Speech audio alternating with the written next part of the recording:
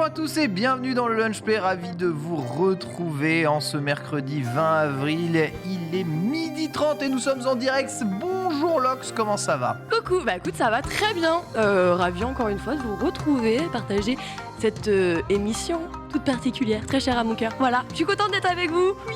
On a beaucoup chanté avant l'émission, je vous le dis. Tu as chanté. Regarde, rezoom sur moi, je viens de me rendre compte d'un truc génial. Regardez, bleu, blanc, rouge. Je suis François français. Là, l'incarnation est particulièrement, ouais. Mais je suis trop mort, sans déconner, je vois plus que ça maintenant. C'est horrible. C'est vraiment les petits pots de glace vanille fraise. Vrai. C'est affreux. Avec nous aujourd'hui pour ce Lunch Play, K.O. Bonjour K.O. Raoult, je suis un dragon. Grave. Ah, le plaisir, forcément hier c'était le reveal de la nouvelle extension de Warcraft. On va revenir tout à l'heure, mais forcément il y a du bon, il y a du moins bon, mais c'est quand même très très hypant. Donc je suis très contente, je suis très ravie. Et je tremble un petit peu, mais ça va. Mais non, mais tout va bien aller, bien entendu. On recevra d'ailleurs Sam Vostok sur le plateau pour compléter ce dossier, puisque vous étiez tous les deux sur le stream d'annonce officiel français de chez Blizzard. Avec nous aussi Nanix. Bonjour Nanix. Bonjour Ken, bonjour Lox et bonjour KO, bonjour le chat. Évidemment, écoutez, ravi de vous retrouver, tout simplement. Dans le Lunch Play, ça fait plaisir. Toi, tu reviens de la Gamer Assembly. Tout à fait, je reviens de Poitiers. Je dirais que je reviens de Poitiers comme ça, non juste mal aux yeux, mais le pollen évidemment. Ouais. Oh. Voilà. Et t'as surtout fait un tour des food trucks. J'ai fait un tour des food trucks, c'est vrai. Et surtout, j'ai été la plus grande groupie de Norman Genius. Waouh. Car on peut peut-être bientôt rebaptiser la Gamer Norman Assembly. Voilà. Ouais, Gamer Norman, il a tout fait, il était partout. Il était partout. On le verra probablement, tu nous as ramené des images exclusives et tu nous parlais évidemment de cet événement qui a eu lieu ce week-end. Oui. Justement, au menu de ce lunch aujourd'hui, qu'avons-nous à nous mettre sous la dent ? On va commencer par la revue de presse avec 3 sujets, et non pas des moindres. Sega, reboot Crazy Taxi et Jet Set Radio dans des genres dont on n'imaginait pas cela possible. On va en discuter évidemment autour de la table. Puis on va parler de Xenoblade. Xenoblade Chronicle 3 a annoncé sa date de sortie, prévue en septembre. Le jeu sortira finalement en juillet. Nintendo est vraisemblablement les seuls au monde à avancer des dates de sortie en 2022. On va voir justement, on va discuter qu'est-ce que ça implique cette avancée de date. Et évidemment, attendez-vous ce Xenoblade. Puis enfin, on parlera de Sony qui fortifie sa stratégie multijoueur. Insomniac Games, qui est un studio des PlayStation Studios, commence à recruter des personnes pour créer un jeu multijoueur. Le prochain jeu d'Insomniac sera donc bien un jeu multijoueur. Quel type de jeu multijoueur est-ce que ça peut être ? Est-ce qu'Insomniac n'est pas sur trop de projets ? On essaiera d'en discuter justement autour de la table avec nos invités. Dossier, on reviendra sur WoW. KO, l'extension. C'est ça, voilà. On va revenir sur tout ce qui a été annoncé du coup hier, forcément la cinématique, plus les premières features, les premiers visuels qu'on a pu voir, puisque ce n'est que le début. On va revenir également un petit peu sur Shadowlands, bien sûr, cette extension un petit peu bâclée qui nous a pas fait du bien. Et voilà, est-ce que la nouvelle extension Dragonflight sera une belle promesse ? On en parlera. On discutera évidemment. Avec le spécialiste du lore. Oui, Sam Vostok sera notre invité justement ici. En bref, Lox, aujourd'hui, on va parler de quoi ? On va parler de beaucoup de choses, à commencer par Netflix, qui, on le rappelle, a annoncé se lancer dans l'industrie du jeu vidéo. Ils annoncent officiellement d'ailleurs un jeu et une série qui arrivent. Vous verrez, il ne s'agit pas d'un nom random, un truc qui existe aussi déjà. On parlera aussi de Amy Hennig. Et oui, peut-être un nom que vous avez oublié. Et pourtant, c'est une grande dame, puisque vous avez très certainement joué à l'un de ces jeux, puisque c'est une grande scénariste. Une scénariste qui a pris sa revanche. Alors, on vous repassera un petit peu le petit topo, la petite biographie, avant de continuer sur des projets Star Wars Eclipse. On a quelques petites nouvelles qui viennent d'arriver. Alors, est-ce que, justement, elles sont de bonnes ou de mauvais augure ? Vous savez, vous restez là et vous verrez. On parlera également mise à jour de DualSense, d'un jeu iconique qui a inspiré un autre grand jeu qui est définitivement gratuit et disponible sur Steam. Donc un peu de bon plan. Et ensuite, on vous donnera surtout les rendez-vous parce qu'il y a beaucoup de conférences qui arrivent aujourd'hui même, dans les jours à venir. Donc on vous donnera justement ces premiers rendez-vous. On terminera avec notre Happy Birth Game, comme toujours. Ouais, let's go, la People's Game, bien entendu. Toutes ces jeux sortis, on terminera avec la chronique de Nanix sur la Gamer Assembly. Hein.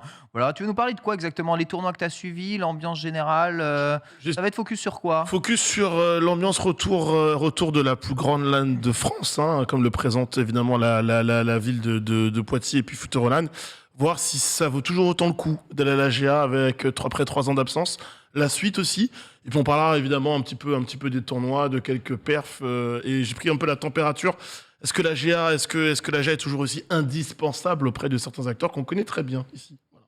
Et on discutera de tout ça. Bonjour évidemment à notre très cher chat. Oui, le format a un peu changé. Hein, si vous n'avez pas regardé le Lunch Play depuis un petit mois. Alors non pas que le format ait changé, mais là tout est plus structuré. Vous avez à présent, hein, voilà, juste ici, hein, de quoi suivre l'émission pour savoir ce que vous avez raté et les sujets qui sont en cours. On va d'ailleurs commencer tout de suite avec la revue de presse. C'est parti.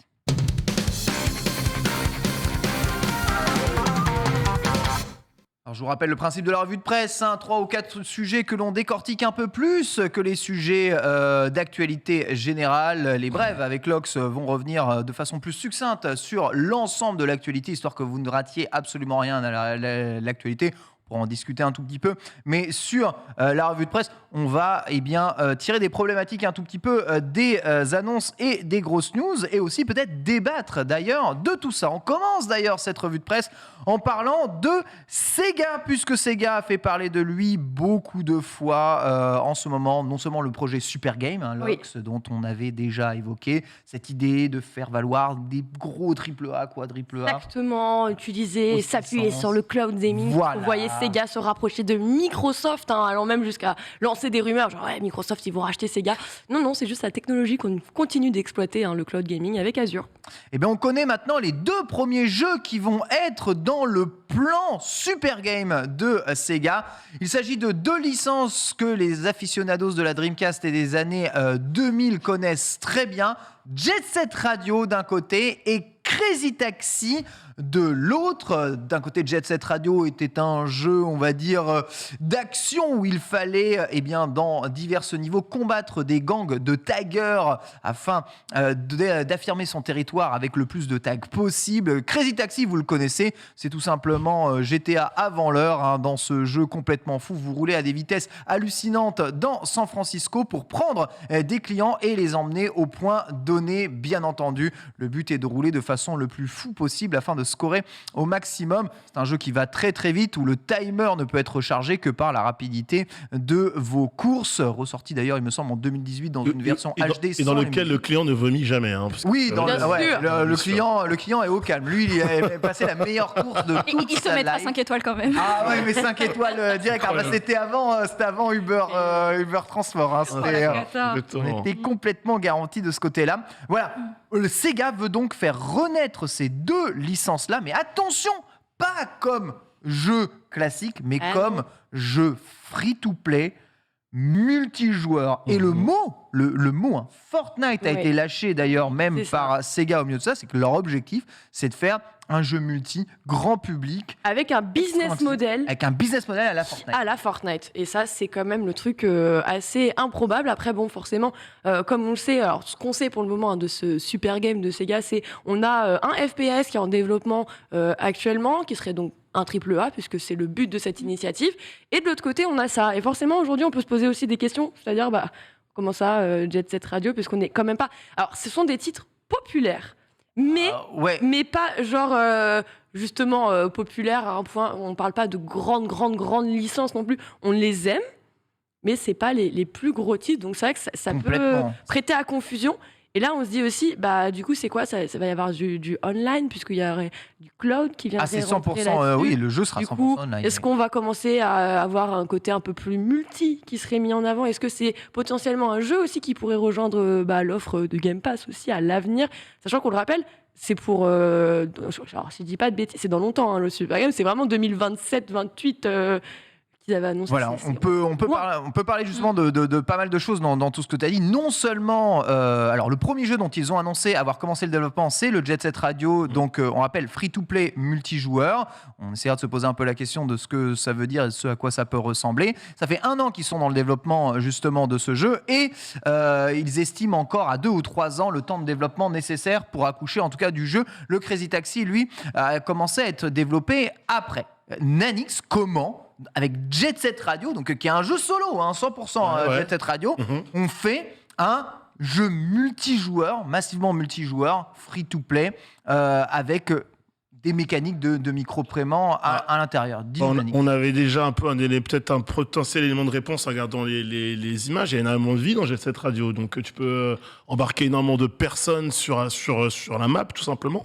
Donc après, pour ce qui est des mécaniques, moi je voulais surtout rebondir sur ce que disait Locke, c'est que j'ai pas l'impression que ce soit un jeu qui était de temps en temps cité, mais Il y a beaucoup d'engouement, toi. Typiquement, quand tu dis un retour de Jet Set Radio, ça Ouais. crée une hype phénoménale parce que les gens, en fait, ça fait tellement longtemps. C'est quand même un jeu sur lequel on a passé C'est ce des bons moments. c'est ce qu'on appelle des niches bruyantes. Ouais. Tu Ok. vois, que ce Ok, soit, jolie expression. F0, mais c'est Sega qui a même employé cette D'accord. appellation-là, que ce soit pour Crazy Taxi ou pour Jet Set Radio. Il dit nous avons une niche de joueurs qui adorent ces jeux, qui est bruyante et qui s'exprime pas mal. Ils ne sont pas nombreux, mais au moins on sait qu'on peut compter sur ces core fans Ouais, pour accompagner la licence. Ensuite, soyons honnêtes, faut avoir quel âge pour avoir connu Jet Set Radio et Crazy Taxi? La vingtaine. Toi, Kao, est-ce que tu as connu ces deux licences-là? Est-ce que tu as déjà joué à Crazy Taxi ou à Jet Set Radio? Connu Crazy Taxi, mais via mon frère qui y jouait. Voilà, Mais c'est ça. sinon, Jet Set Radio, pas du tout. Je connaissais quelques images, mais ça ne me dit rien. Tu vois, c'est déjà une licence qui s'adresse aux plus de 30 ans quand même, En fait, de ça- base. Ça, dépend, parce que c'est vrai qu'à l'époque, on n'avait pas forcément tous des consoles chez soi, donc forcément, pour jouer, c'était pas évident. Ouais. après, pour répondre à ta question sur la mécanique, si on est sur Jet Set Radio, tu vas faire du cosmétique. Ouais, En plus, ils ont cité c'est- Fortnite, ça va être Mais du mhm. cosmétique, l'usage des bombes avec différentes bombes différentes, etc. Peut-être des Des tags missions. personnalisés, on pouvait Exactement, déjà des tags personnaliser ces personnalisés, tags dans Jet Set Radio En fait, d'ailleurs. en gros, je pense que déjà mécaniquement, tu vas quand même reprendre le gameplay de base et Oui. tu vas juste ajouter du cosmétique, une sorte de Et un mode season pass, multi. et un mode multi dans lequel tu pourras faire a priori des missions à plusieurs ou pas. Donc tu as plusieurs Ouais, choses qui en vrai, peuvent t'as plein de trucs à. Ah oui, il y a plein de choses qui peuvent être expérimenter développées. là-dessus en mode, Avec des petits events réguliers, ouais. Ouais, même des un peu, j'ai envie de dire, pour le renard vipère, mais tu sais, ce serait genre les taggers qui doivent essayer de pas se faire choper, machin, tu vois. Il y a plein de choses que tu pourrais justement sur le créer, principe, mettre en quand tu regardes place. les images de Jet Set Radio, ça te fait penser à quoi? Un GTA-like un peu? Tu vois, GTA Online marche très bien. Tu pourras faire énormément. Il y a énormément de Ah, choses à tu vois ça comme ça, toi. Ouais, il y a énormément de choses que tu peux développer dans Jet Tu Set vois Radio. Moi, j'ai j'ai vu grande deux- map avec des taggers au milieu de tout ça, toi. C'est ça que tu Bah vois. oui, tu peux. Pourquoi pas? En tout cas, c'est l'idée. Pourquoi pas? Je voyais plus une grande map, ok, mais un peu, on va globalement un peu à la Forza où tu vas chercher une mission d'un point donné dans une map et les gens se ruent aussi dessus, Ouais. tu vois, pour démarrer une quête ensemble. D'accord. voyez plus ça Oui, comme c'est ça. le côté coop dont je Ouais, parlais vraiment tout à plus l'heure. Voilà. coop, vraiment. Donc toi, ouais, tu vois le jeu un peu plus coop. Toi aussi, tu vois le jeu un peu plus coop. Vous pouvez pas envisager le jeu comme étant un multijoueur PVP avec des affrontements réels. Mais tu les verrais le comment mot, en fait, les est tellement ouais. cité, c'est assez hallucinant. Est-ce qu'il y a C'est quoi, des concours mais de des tag? affrontements. des guerres de territoire, ouais, des guerres Ouais. de territoire. C'est tout. Jet Set Radio, c'est de la guerre Ouais, de C'est de la guerre territoire. de territoire, ouais, pour le Voilà, coup. en mettant tes tags, tu étends un territoire et celui qui a le plus grand territoire à la c'est fin ça. peut gagner. Un mélange entre ce que fait Splatoon Splatoon, ce que quelque j'allais part, dire. C'est un mais peu peut-être ça, à grande échelle aussi. Hein. Du coup, ce serait les policiers qui enlèvent les tags avec des karchers. Ouais, c'est et ça. les taggers, tu sais, qui vont recouvrir les bâtiments. T'as une quête, il faut voler le Karcher, ouais.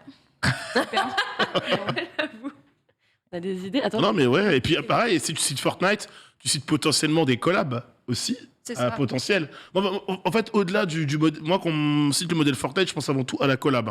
Ok. Avant Oui. même de parler de, Mais c'est du aussi. cosmétique. Sega, voilà. Sega pense beaucoup à ça, mais j'avoue. Et ils ont raison de le faire, vu l'engouement qu'aujourd'hui, d'un côté, il y a Street of Rage, il y a ça quelques mois, qui est ressorti merci de Tebou, qui est ressorti du cimetière avec classe et réussite. T'as Sonic qui cartonne tout. On n'aime pas les films. Toujours est-il que pour l'instant, la licence remarche. Ils sont dans un cercle vertueux, donc ils ont tout intérêt à le faire, quoi. Alors, Skegaku nous dit qu'il y avait déjà eu un free-to-play dans le site de Jet Set Radio en 2010. Alors, si tu me retrouves le nom, je suis complètement preneur, justement. Ouais, c'est vrai qu'il y a énormément de free-to-play qui fonctionnaient comme ça dans les années 2010, nous dit-on. Maintenant, on va parler un peu de Crazy Taxi. Ouais. Crazy Taxi en jeu multijoueur, parce que là on parle vraiment de jeu multijoueur massif. Comment est-ce que tu adaptes Crazy Taxi en jeu multijoueur, sachant que dans le chat dit Crazy Taxi, il n'y a pas de saut, il n'y a pas de truc, c'est quand même assez limité en tant que multijoueur. Le but c'est quand même de faire des courses de taxi, tu vois, le plus rapidement possible. Et ben Time Attack. Time Attack. Je vois que ça. Il y a que ça, ouais. Concours de course. C'est des vieux, modes. C'est un vieux mécanisme, mais là tout de suite comme ça, si tu me demandes, je vois pas d'autre chose qu'un Time Attack. Ouais. Putain, mais c'est terrible. Sauf si les taxis sont vraiment devenus Uber et qu'il faut qu'on les soit j'allais des dire, notes. Un truc comme oui, ça. la note, Sinon, oui. ouais, c'est ça. Genre, Crazy Taxi 2022, tu rajoutes la livraison de bouffe, quoi. Et tu dois te dépêcher d'aller livrer. Non, mais Lox a la raison, ou la note, où ça se joue à ta note par rapport à. C'est ça. Hein. Et c'est pareil, ta note, le principe du jeu, c'est quand même de prendre les chemins les plus tortueux et d'aller le plus vite possible. Et si Ça, en fait, c'est quoi le but à ce t'as moment-là d'autres pour avoir une taxis bonne qui note roulent en plus sur la map, c'est compliqué, chaos. Non, mais c'est ça, en quoi fait, le parce que. Le but, comment ça? Bah, le but du jeu, le but de gagner. C'est le but de gagner, c'est juste d'aller plus vite. En fait. Donc, Voilà. Donc et on l'a rappelé, le client il vomit jamais, il arrive toujours à bon port, quel que soit le chemin que tu lui fais prendre. Donc la notation, elle est pas. non, c'est pas très cohérent, quoi. Ouais. Donc oui, à part le Time Attack, là comme ça, je vois pas d'autres.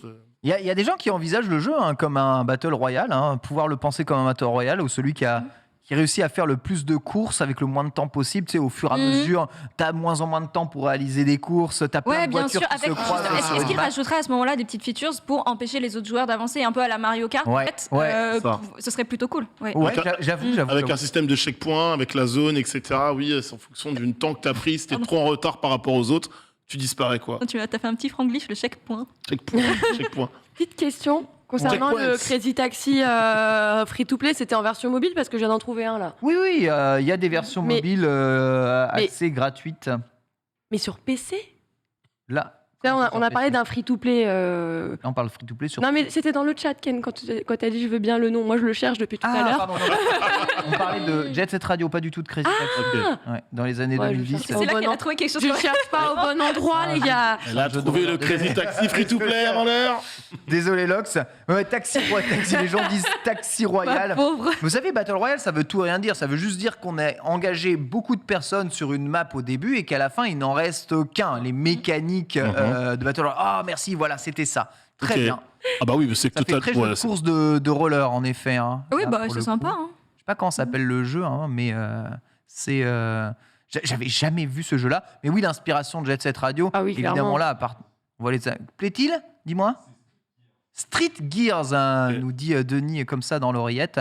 Parfait. Il y a même cette notion de QTE. Alors là, ça, qui sont pour les tricks, plus pour le côté aspiré. Mais ouais, enfin l'aspect de vitesse est quand même bien rendu, je trouve. Il va falloir vraiment bien le vendre. Parce que oui, il y a de l'attente, mais par rapport à ce qui est déjà présent aujourd'hui en termes de multijoueur ou en termes de BR, c'est toujours un marché qui est hyper saturé en soi. Donc, en fait, c'est surtout... Il y aura forcément une hype, mais ça va très vite redescendre. Qu'est-ce qu'on va avoir comme contenu qui va nous permettre de rester dessus en fait. C'est exactement ça. Un Battle Pass. Aujourd'hui, aujourd'hui, les free-to-play, il faut qu'ils soient quand même alimentés. Et c'est même pas aujourd'hui. C'est que là, on parle de projets qui ne verront le jour que dans 3 ans minimum. Il va se passer beaucoup de choses dans ces 3 années. Fortnite aura établi certainement d'autres règles, aura redéfini son modèle économique. Mais il peut se passer beaucoup de choses comme rien en 3 ans. Donc ça fait tard, je trouve. Exactement ça. Dans 3 ans, à quoi ressemblera réellement l'état du free-to-play dans 3 ans aujourd'hui? Ce sera que du cloud. Ce sera, oui, peut-être aussi, peut-être. En vrai, moi, le truc que je vois, c'est le côté où ce sera que du cloud, t'auras même pas besoin d'installer ton jeu, donc tu vois, genre t'es bien. Tu joueras dans ton navigateur internet. Ouais. À tes free-to-play. Après, pour la question d'Uber, ils vont trouver. Je crois que c'est Switch Sport, où tu as du bowling version BR aussi. Tu auras un côté BR dans le bowling. Sorti, oui. Donc, il sort la semaine prochaine. Ça la semaine Ah prochaine. oui, qui sort quoi. Donc du coup, oui, ils vont trouver. Après, il faut vraiment que les mécaniques, comme disait KO, soient hyper huge et que le niveau contenu, au-delà du Battle Pass, c'est quelque chose à donner à manger aux gens, On quoi. rappelle aussi. 3 ans, c'est long. On parle, ouais, c'est ça. On parle de jeux à 4 années de développement. Donc, imaginez un reboot de Jet Set Radio, un reboot de Crazy Taxi, 4 années de développement. Derrière, c'est un free-to-play qui sort. Donc, c'est quand même très ambitieux. 4 années de développement pour un free-to-play. Il faut que ça marche. C'est ce Il va que j'allais falloir que ça dire. cartonne. Donc, il va falloir les partenaires associés. Je ne sais pas si Sega se lance réellement à l'aveugle dans ce genre de choses. On sait qu'ils sont en partenariat avec Microsoft pour les serveurs, etc., etc. Donc, il y a beaucoup de choses à discuter, mais qui sait l'état du monde du jeu vidéo dans 3 ans. Lop. Petit élément justement que j'ai relevé, parce que alors c'est des news un article qui est sorti sur Bloomberg. Donc là, tout ce qui est dit, c'est visiblement quelqu'un de chez Sega Exactement. qui voilà, a partagé Sous couvert d'anonymat. sous couvert D'anonymat. d'anonymat, bien évidemment. Non, pas d'anonymat, il a donné son nom, Ouais, il a ok, donné d'accord. son nom, mais il précise l'idée Ouais. du projet Super Games à Bloomberg. Donc, D'accord, ok. voilà. Et une petite phrase qui est rentrée là, qui m'a quand même. C'est à un moment, il est mentionné la société donc japonaise, en parlant de Sega, bien évidemment, prévoit d'aborder cet aspect de la monétisation de manière plus agressive dans ses prochains titres. Parce qu'on sait très bien que Sega aujourd'hui est en train d'essayer de revenir du moins sur le devant de la scène. On a des graphiques justement qui montrent les positionnements des entreprises au Japon. On parlait justement de Street of Rage. Street of Rage, ils veulent en faire un film au cinéma. film, En fait, oui. on veut plus seulement que Oui. Sonic soit genre the mascotte, the truc qui devient populaire. Marrant, et tout le monde à a l'effigie de la Sega. même idée au même moment, c'est drôle. Ouais, bizarre, hein. Ils étaient dans la même cafette. Hein. Ils sont adversaires, concurrents, mais tout le monde se retrouve. Ah, petit café, toi aussi, incroyable. J'avoue. On verra. En tout cas, on va poser la question à Denis dans le chat. Si tu peux mettre le sondage. Est-ce que ces reboots free-to-play de Jet Set Radio et de Crazy Taxi vous saucent-ils? Oui ou non, dites-nous évidemment ce que vous ressentez. Mais ouais, c'est vrai que la stratégie de Sega devient de plus en plus grande et de plus en plus agressive. On va voir ce que le mot agressif sous-entend dans le truc, mais c'est vrai qu'avec leur licence Judgment, avec Détienne Atlus, donc avec leur licence Persona, Ouais. ou Shin Megami Tensei, Ah, ou Sonic. encore Sonic, Ah oui. dont le Frontier arrive ici, dont l'Origine va ressortir, dont le deuxième film a cartonné, Oui. ils ont un peu le vent en poupe derrière tout ça. Ça veut dire quoi agressif? Ça veut dire qu'on est en 2022 et que dès le début de l'année, on va mettre en place ce système de gacha un peu Voilà. dans les jeux. Moi, j'interprète comme ça. Hein. Bah, Quand tu dis de c'est- politique c'est- agressive, c'est que un peu comme ce qui a été fait sur GT7, qui était assez agressif en soi. Agressif, j'avoue, dans Cosmo 7, C'était mal fait et agressif on en s'est plus. senti un peu agressé. Hein. Oh, c'est- Ah, le public a adoré, hein, le jeu cartonne. Hein. Ouais, le jeu cartonne, mais moi je me sens encore agressé, tu vois. Ça, je l'ai mis un peu de côté. Je sais pas pour toi, Ken, mais Bizarrement, je me sens. moi, j'ai toujours pas lancé le jeu, j'attends qu'il J'ai change. encore ça. quelques petites douleurs dues à cette agression. Je refuse de payer le jeu ce prix-là si le business model il est comme ça. Eh bien, tu ne joueras pas, et tu ne joueras probablement Et pas. ben j'y jouerai pas. GT7. Voilà. Et ma vie s'en portera tout aussi bien parce qu'à côté j'ai Forza qui me propose tout et j'ai même pas à payer, tu vois, donc je m'en fous. Voilà, bah, qui réfléchissent Comment ça, aussi. t'as pas à payer? Payé. Bah Game Pass. Mais Mais tu le t'as payes. payé. Oui, c'est Hein gratuit, tu vas que tu payes. Ah, ce que je veux dire, c'est que je paye pour d'autres jeux aussi, tu Je vois. suis Je paye pas obligé, pour Ken, je suis Fortnite. obligé. Mais tu as Bien, raison. tu sais dire que quand c'est gratuit, c'est payant quand Mais même. tu as raison. Mais tu as raison. Mais Mais c'est plus oui, gratuit que payant. c'est plus gratuit que. Dans la finalité, oui. Proportionnellement, oui. Voilà, en tout cas pour Sega, vous avez un bon tour d'horizon de ce qu'ils veulent faire. Sachez que d'autres licences pourraient revenir chez Sega. On parle, oui, de Street of Rage, de Hang-On, de la licence Shinobi, on a déjà vu, bref, retour de la licence Alex Kidd. Il parlait aussi de Phantasy Star, qui, je rappelle, est déjà un jeu massivement multijoueur en ligne. Donc, à voir ce que Sega fera, en tout cas, de toutes ces licences qu'ils ont et qu'ils possèdent toujours. En tout cas, les années 2000 ont vraisemblablement le vent en poupe de nos jours. On va parler maintenant de l'annonce qui a un peu bouleversé le monde des internets hier, puisque contre toute attente, et après, en février dernier, un Nintendo Direct dont le One More Thing était ce jeu, Xenoblade Chronicle 3, annoncé pour septembre. Oh, incroyable, une annonce Nintendo Direct en février, le jeu sort en septembre. Ah, Nintendo, c'est incroyable, le jeu va forcément être repoussé comme tous les autres. C'est obligatoire. Eh bien, crotte de chien, les deux pieds dedans, non. Le jeu n'est pas repoussé, mais avancé. Incroyable. Incroyable. Avancé, qui fait ça? Qui... Toi, Ken, l'expert des reports, qui sent les reports avant les autres. Comment tu vis cette avancée de date, du coup? Mais vous Tu l'avais savez, vu? Vous savez à quel point. Mais jamais de la vie. Mais je ne pense qu'au report des jeux. Aujourd'hui, un jeu, il est annoncé, il est reporté. Même Breath of the Wild 2, ils ont dit on target 2022. Ils savaient pertinemment qu'ils allaient jamais sortir le jeu en 2022. Et le jeu est maintenant prévu pour 2023. Mais là, ravancer des jeux, c'est quand même quelque chose d'assez inédit. Alors, c'est pas la première fois que Nintendo nous fait la ritournelle, puisque certains jeux sont même des jeux tampons qu'ils peuvent sortir absolument quand ils veulent, tellement ils sont gold 6 mois avant leur release. C'était le cas d'ailleurs de Kirby et le monde oublié, Oui, qui c'est était vrai. gold depuis septembre 2021 et qui a attendu quand même, c'est ouf, 6 mois avant de sortir, parce que c'est pas la bonne fenêtre. Au final, C'est vrai. le jeu a quand même cartonné. Et là, Xenoblade Chronicle 3, du coup, date avancée. Donc le jeu sortira fin juillet 2022. Tu peux nous laisser d'ailleurs le trailer justement ici. Lox, pourquoi? Alors ça, c'est le premier trailer d'annonce qui a annoncé septembre. C'est ça, c'est le mind game, le mindfuck ici. Et regarde, et même derrière, Oh, sacré CGI, hein, Vraiment, j'adore. je me languis de cette sortie incroyable. Xenoblade, Pardon, ça ta t'emmerde. question. Bon, en plus, c'est que tu m'avais posé la question, j'ai dit c'est beaucoup trop Weebos pour moi, je n'y arrive pas. Je suis désolée, j'ai Oui, essayé. je me rappelle. Toute ma meilleure foi, j'ai essayé, mais je te promets, je ne peux pas prendre ça au sérieux. J'ai un vrai problème avec les vêtements déjà pour commencer. La police de la Fashion Week a frappé. C'est pas notre univers. Ouais, non, mais c'est Donc trop... ils Non, ont, en fait, ils ont c'est des styles juste... vestimentaires différents, c'est normal. Mais si c'était que ça, je serais on tolérante, va pas les Ken, retrouver tu en me deux. connais. Si les mecs ils sont en jean t-shirt, ils ressemblent à rien dans un jeu vidéo. C'est tout le propos, les dialogues, les animations, la représentation, l'incarnation de leurs personnages qui me pose problème et qui me sortent du truc et je n'y arrive pas. Mais je suis contente de voir qu'il y a des fans, bien sûr. Il en faut. Chaos Xenoblade, est-ce que tu comptais jouer au jeu? Est-ce que tu as déjà joué à la licence Xenoblade auparavant? Pas du tout. Un peu comme Lox, j'ai un peu du mal avec les graphismes et un peu du coup les personnages. Mais de ce que je lisais, en tout cas sur l'article, on pourra jouer jusqu'à 7 personnages. Ouais. En vrai, ça c'est plutôt pas mal. Du coup, pour les fans, ça doit Un être peu le plutôt cool. bordel, c'est. Ouais, c'est un peu le bordel. Après, ça dépend si visuellement c'est pas trop chargé, c'est ok. Ah bah là, le HUD a l'air de dire. c'est plus beau qu'Arceus, ramenez-nous. déjà. Mais c'est un univers où j'ai un peu du mal. Moi, ça me fait beaucoup penser. C'est con, mais par exemple, ce genre de tenue, ce genre d'univers, ça me fait penser à Digimon. Où c'était le début des. Quand t'es un enfant, tu prends tout ce que t'as dans ta penderie pour sortir. Et je sais pas, j'ai un peu de mal avec ça. C'était également le cas dans comment ça s'appelle, S4 League. Ouais. C'était un peu le délire un peu plus. Ouais, c'est forcément un peu plus japonais. Un peu plus, je fais un peu ce que je veux avec mes tenues.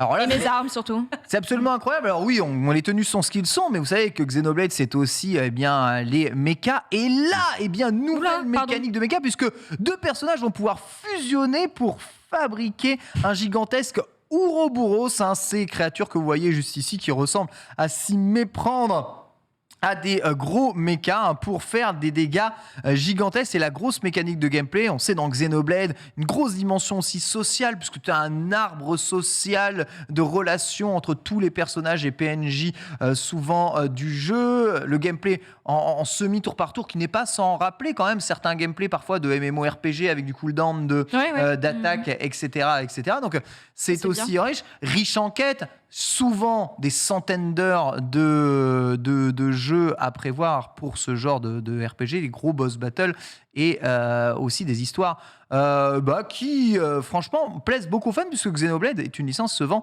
de mieux en mieux. Nanix, sur l'avancée du coup de la sortie de ce Xenoblade, sur Xenoblade de manière générale, est-ce que tu as un avis toi? L'avis, c'est que si je vais t'avancer, c'est qu'il est prêt. Donc en fait, il était prêt déjà à sortir bien avant. Question qu'on s'était posée au moment où on a vu le jeu en One Morphing, c'est ça a l'air quand même assez ambitieux pour la Switch. Est-ce que ça va tenir? Est-ce qu'elle va pas fumer de tous les côtés? Quand on voit les images de gameplay, ça bouge déjà mieux qu'Arceus, donc je suis relativement rassuré. Moi, la DA me va en soi, parce que de mémoire, j'avais dû jouer à Xenoblade il y a super longtemps, à une époque où je jouais à des RPG et JRPG avec les grands cousins. Non, mais en soi, alors le côté mecha qui fusionne, on est directement dans un style Go-Go Power Rangers, quoi. Mais j'ai envie de voir. Gère un peu, c'est plus stylé que les Power Rangers. Donc ouais, un peu volant non plus. Oui, un petit peu aussi. C'est moins cheapos.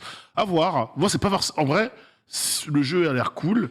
la licence est sympa, c'est une licence importante, Xenoblade, mais par rapport au calendrier, par rapport aux jeux qui sortent et les jeux que j'ai à faire, est-ce que c'est une priorité pour moi? La réponse est non. Après, l'avantage, c'est qu'ils sont sur une fenêtre où juillet, il n'y a pas de sortie.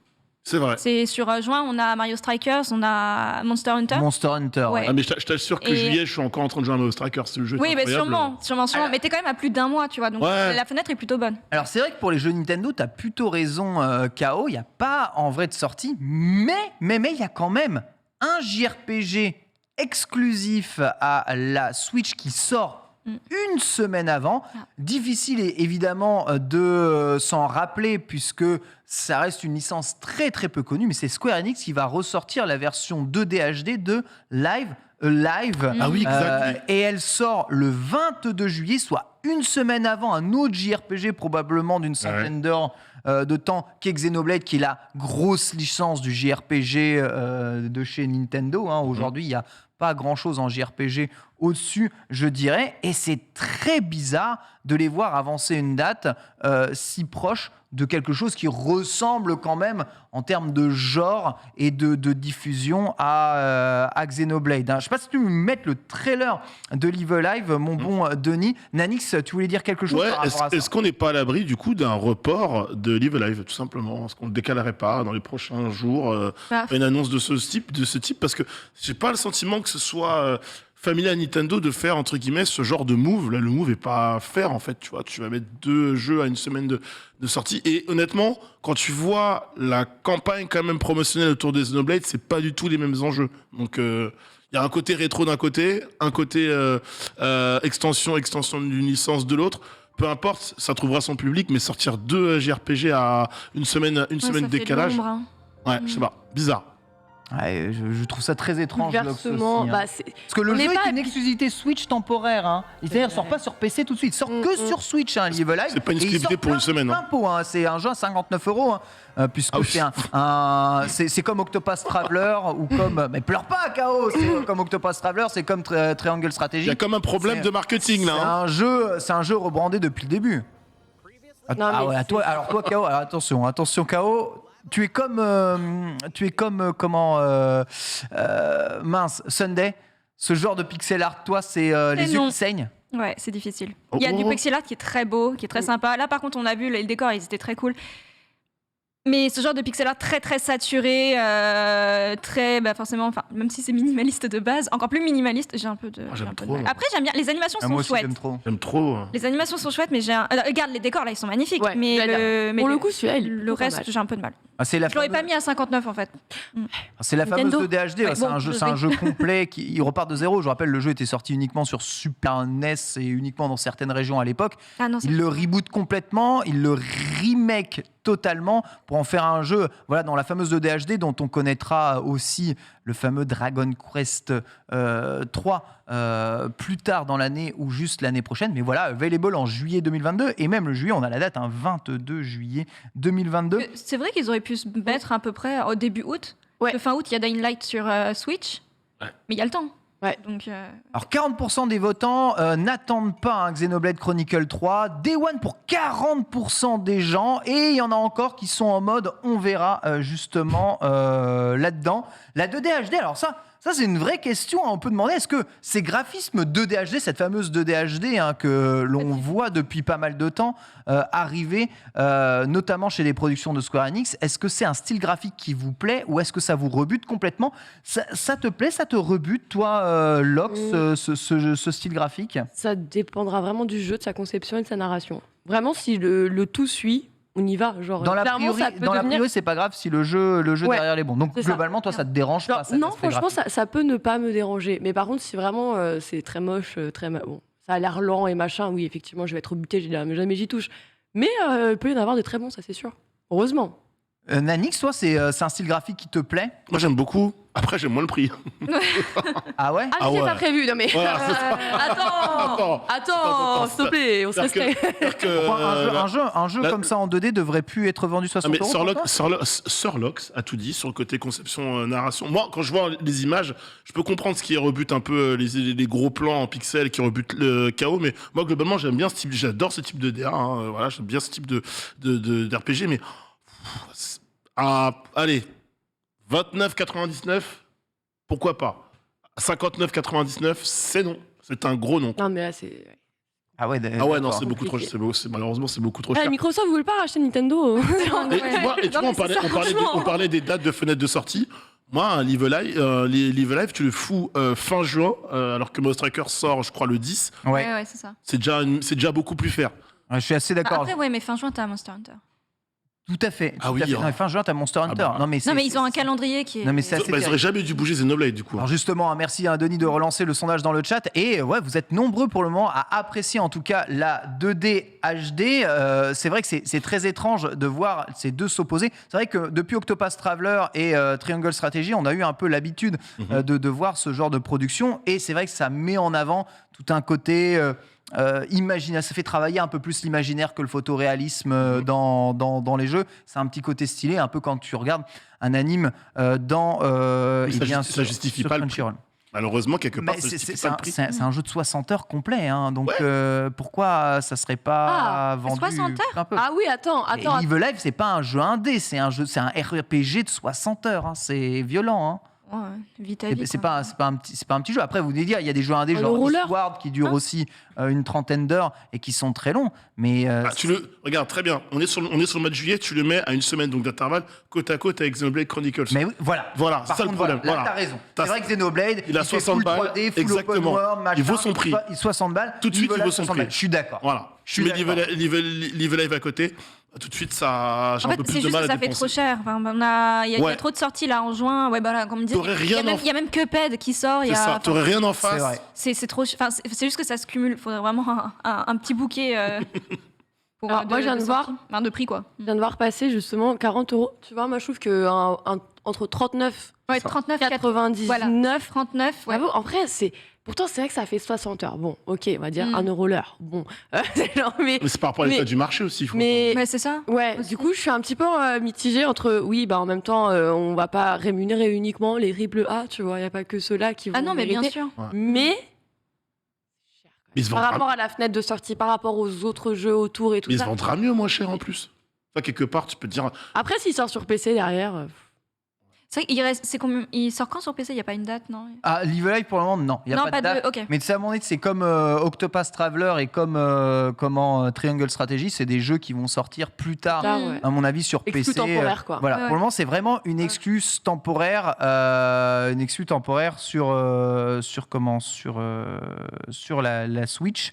Alors pour le moment, voilà, le jeu, donc ce remake. Donc c'est sûr que si vous faites la version Super Nintendo de Live Live, il y en a pas pour 60 heures, mais ce remake est prévu pour être un jeu plus long et redéfinir énormément de choses. Ils ont rajouté des cinématiques, ils ont rajouté beaucoup de phases de narration et de dialogue. Le jeu va plus aussi vite qu'avant, donc ça risque de prendre un peu plus de temps. Denis, normalement, tu avais le planning des sorties Nintendo que, eh bien, souvent notre Discord nous a fait et mis en évidence pour voir un peu comment est-ce que ces derniers se compressent. Et en effet, vous aviez raison, hein, pour illustrer ça. On voyait en juin que Mario, Ouais. eh bien, Battle League, c'est comment ils l'appellent?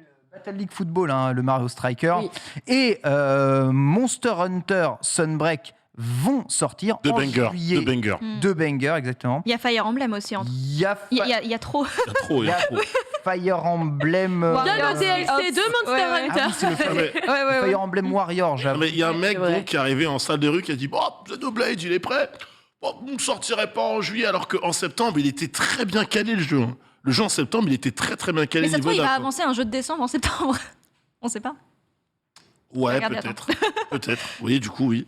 Alors, l'idée, c'est qu'il faudrait qu'il y ait plus gros. C'est vrai qu'il y a Starfield qui sort. Si tu bouges Xenoblade Chronicles, peut-être qu'en septembre-octobre, il y aura plus gros qui arrivera côté Nintendo. C'est la seule explication Là, valable pour l'instant, il n'y a rien sur changement de la- date. Ouais, il n'y a rien, justement, mais bon. Bah, c'est vrai que c'est dur d'expliquer regarder. pourquoi bouleverser, alors qu'en plus c'est pas trop les habitudes de Nintendo justement de bouleverser ce calendrier qui est quand même assez millimétré. On présente pas les jeux 10 ans à l'avance, on les présente, on a une date de sortie, bon bah des reports parce que bah malheureusement c'est inévitable. J'ai du mal à comprendre le move en fait. Je sais pas si c'est pour préparer quelque chose, une annonce, un truc, ou est-ce que c'est vraiment genre ils ont dit bah Osef on le met là. On a la date de Splatoon Précise. Pas de tête. Non, justement. On l'a pas du tout. Et bon, j'avais un petit visuel, mais visiblement, on a oublié de le récupérer. Bon, c'est pas grave. En D'accord. gros, Splatoon est prévu pour l'été 2022 et il n'a pas encore de date où se mettre. Mais là, vu à quel point en juin, il y a 3 jeux qui sortent, en juillet, il y en a 2 qui sortent. Ça sent bon Je septembre. vois hein. même pas, je vois même pas le jeu sortir avant août. Ça semble pas possible parce que sinon, il est noyé complètement. Tu vois le Switch possible, du coup. Ben, c'est exactement. Voilà. Je vois le switch possible entre les deux. Le truc, c'est que septembre, octobre et décembre sont actuellement vides Il y a R. de jeux. Il y a R. On a encore évidemment Mario et les lapins crétins à placer quelque part et Ouais. Bayonetta 3 à placer quelque part. Il y a le film aussi. Le film qui lui est prévu Ouais, pour, mais du coup, est-ce qu'on va pas pour essayer de coller mi-décembre. avec quelque chose, avec des annonces qui paraît quand même assez logique? Ça reste quand même énormément de sorties. Je vous rappelle Il y a que là, beaucoup en de plus, candidats pour septembre. hein. il y a Switch Sport qui arrive là en avril, en plus de tout ça. Enfin, ça fait vraiment un nombre de sorties hallucinant. Ça commence peut-être à faire beaucoup de sorties pour Nintendo. C'est terrible de te dire il y a beaucoup de sorties exclues sur On n'a Switch. rien eu, on n'a rien eu les 2 années précédentes aussi. Il n'y a rien eu les 2 années précédentes. Je te rappelle, ils ont annulé Advance Wars Exactement. Oui. parce que ils ne pouvaient pas le Complication. sortir. Pokémon en novembre, c'est pour ça que j'ai pas parlé du mois de novembre. Vous avez totalement raison, le chat. Est-ce que ça n'avait pas juste trop de sorties là, les uns après les autres? Comment tu veux jouer à Monster Hunter, Live Alive, Xenoblade 3, Splatoon 3 Pardon, mais comment et tu Mario peux Strike- et Mario acheter Striker. plutôt Comment tu peux acheter tous ces jeux? Voilà. C'est trop cher. Mais Qui a cet argent, s'il vous plaît? mais genre oui, mais c'est pas oui, possible. mais bien sûr, complètement. Je rappelle, Merci Denis. 59,99 TTC dans votre meilleur magasin. Non mais blague, non mais blague à part. Après, attention, on avait eu un premier Nintendo Direct, donc c'était quoi? Donc c'était février pour les annonces des jeux qui arrivaient sur la première moitié de l'année. Il y a un monde où on a un nouveau Nintendo Direct en juin pour nous parler de ce qui va arriver en septembre. Après, c'est juste, vu comment c'était déjà Géchard, pourquoi se faire chier à avancer Xenoblade si ce n'est pas pour recaler une date d'un jeu déjà annoncé? Moi, je Ouais. fais ça comme ça. Ouais. Peut-être Genre juste typiquement l'été, Splatoon. Genre typiquement Splatoon été 2022, c'est vague, ça partirait bien sur du mois de septembre, ou alors tu cales Bayonetta 3 à la rentrée. On est en été, vous avez C'est l'été, ouais. Vous avez un seul jeu à choisir parmi tous les jeux là qui viennent d'annoncer. Qu'est-ce qui va être votre choix? Si tu vas Attends. choisir Mario, si tu vas choisir Monster Hunter, Splatoon, Xenoblade, Live Alive, tu vas choisir quoi? Bah, déjà, il faut sortir le lingot de notre slip. Ouais, parce que là, il y a 300 € de jeu. Hein. Ouais. Oh putain. Il faut payer Ça les... fait mal, hein. il faut payer- Et les vacances ne sont pas encore payées encore, hein, du coup. Mhm. Beaucoup sortent Xenoblade 3 hein, dans le chat. Hein. C'est Ouais. c'est ouf. Je vois Toi- aussi... Alors, juste, on va répondre parce que je vois beaucoup de. Vous n'êtes pas obligé d'acheter les jeux Day One. Vous savez que les jeux Nintendo, Ouais, ils les baissent jeux pas. Nintendo baissent pas de Est-ce prix. que vous êtes au courant que ça bouge pas hein? les Genre, jeux même dans Nintendo 3 mois, il baissent sera pas de prix. 60 De balles. toute façon, il faut. Breath of the Wild, toujours vendu à son prix. Non, mais Ça bouge pas, oui. hein. 59,9, Je hein. guette, ça bouge pas. hein. Ouais. Pokémon Evoli, toujours. Genre, Ça ne ça ne bouge pas. change pas. Juste Exactement. pour info. Voilà. Xenoblade, Splatoon 3 dans le chat. Lox, toi, qui tu vas choisir Ah bah, un de ces jeux évidemment. Non, moi, Monster Hunter. Monster Ouais, Hunter, Monster Hunter, Sunbreak, c'est bien. qui est le moins cher de tous, hein, puisque Ah oui, c'est ouais, un, c'est pour ça, c'est un DLC à 40 € en fait. Ah oui, bah oui. Monster Oh, bah, ça Hunter, va. Finalement. Bah, c'est un excuse-nous. DLC, quoi. Toi, tu forcément. fais ton malin avec je vais ton te Gran dire, Turismo 7 ouais. à 90 balles auquel t'as pas joué. Mais qu'est-ce que tu choisirais ouais. Mario Strikers, mec, toujours ça Mario bouge pas. Strikers. 10 juin. 60 € aussi hein, pour, Ouais, un, bah, pour un écoute. vieux jeu de foot. Oh, ouais. Ça fait mal. Hein, Tu vas quand même. parler plus correctement de cette très Alors, il n'y a belle pas de licence. pixel art, mais bon. Alors, Il y aura un online pourri. il y a un C'est club bien, pro. Il y a un ça- club ça- pro. Ça vaudra les coups. Si tu fais le malin, je t'envoie Gigi. Attention à toi, parle mieux du jeu, parle mieux du jeu. Ça fait mal. K.O., tu dois choisir. Monster Hunter. Monster Hunter aussi, hein, ouais, Mais évidemment. je taperai pas les dragons. Enfin, les monstres. Non, Non. interdiction de Juste mode toucher photo, quoi. Non, c'est des petits bébous, ils sont trop mignons. Je peux pas leur faire ça. Ils ont des enfants, des bébés, une famille, des cousins germains. D'accord. Les wyverns, t'acceptes de taper dessus Ah ou- non, c'est mignon ça. Bah, les aussi. wyverns, c'est trop mignon aussi. Ça flip-flop comme ça, c'est Mais il y trop aura- mignon. Pardon. Il y aura des gros insectes aussi Ah non, ça, ok, non, et c'est des bon. crustacés Ouais, géants. ouais, non. Crustacés, c'est bon. Non, les insectes, ouais. Les insectes, ouais. Les insectes, ouais. Bon, C'est bah, bon. ça, on Voilà. focusera Ce sera évidemment. Insect Hunter, c'est très bien. On La focusera simulation d'été. les insectes. Le bruit du grillon à Bien côté. entendu. Qui va- Ça fait C'est le plaisir. midi, c'est le midi, Ça fait évidemment. plaisir comme le petit message aussi dans le chat de Costanza. Live Alive, j'ai peur que ce soit un jeu qui devienne difficile à trouver si tu le prends pas vite. C'est pour ça que je me suis jeté sur 30 Sentinels, d'ailleurs, car il est génial et magnifique sur ma Switch. C'est vrai, ce sont des jeux souvent tirés à peu d'exemplaires et qui pourraient devenir difficile à trouver. Je vous rappelle, aujourd'hui, rien n'est difficile à trouver si vous achetez en dématérialisé, cela dit. Mais en effet, ça n'est pas forcément le cas pour tout. Voilà en tout cas pour ce sujet Nintendo. On est content de savoir que Nintendo avance ses dates. Peut-être vont-ils avancer un jeu pas encore annoncé. Ça sera vraiment bien. En tout cas, ça annonce du bon pour la fin de l'année et pour cet été. On va parler de Sony et de la nouvelle stratégie de Sony. En effet, Insomniac vient de poster une annonce assez incroyable. Vous savez qu'Insomniac Games, les développeurs notamment de Spider-Man, sont en train de travailler sur 2 jeux, Spider-Man 2 et Wolverine, tout à fait. Mais visiblement, ça n'est pas le seul jeu sur lequel ces derniers travaillent, puisqu'ils recrutent un responsable pour un gros jeu multijoueur. Je cite évidemment, Insomniac Games est à la recherche d'un responsable senior extrêmement talentueux de la programmation du gameplay pour rejoindre notre équipe en pleine expansion. C'est formidable. En tant que senior manager gameplay programming, vous serez chargé de nous aider à constituer une équipe de classe mondiale pour un nouveau jeu multijoueur. Cette personne aura une passion pour les jeux multijoueurs et une solide expérience dans les technologies et les pratiques de développement multijoueur. Voilà, le jeu revient 3 fois dans l'annonce. Insomniac Games se lance dans un jeu multijoueur incroyable mais vrai. Alors, mais de quoi s'agit-il à votre avis ? Est-ce un multijoueur d'une de leurs licences phares ? Est-ce un tout nouveau jeu multijoueur Lox ? Moi, j'ai trop d'entrées chez PlayStation et je connais tout déjà.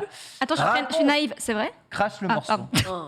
Non, je sais rien. Tu sais rien ? Non, je sais rien. Tu mens très mal. Non, mais en vrai, ils sont Pourquoi sur est-ce que tu trembles beaucoup quand tu parles J'ai chaud. Tu ne regardes pas dans les yeux. En vrai, vous me donnez chaud, je sais vraiment pas.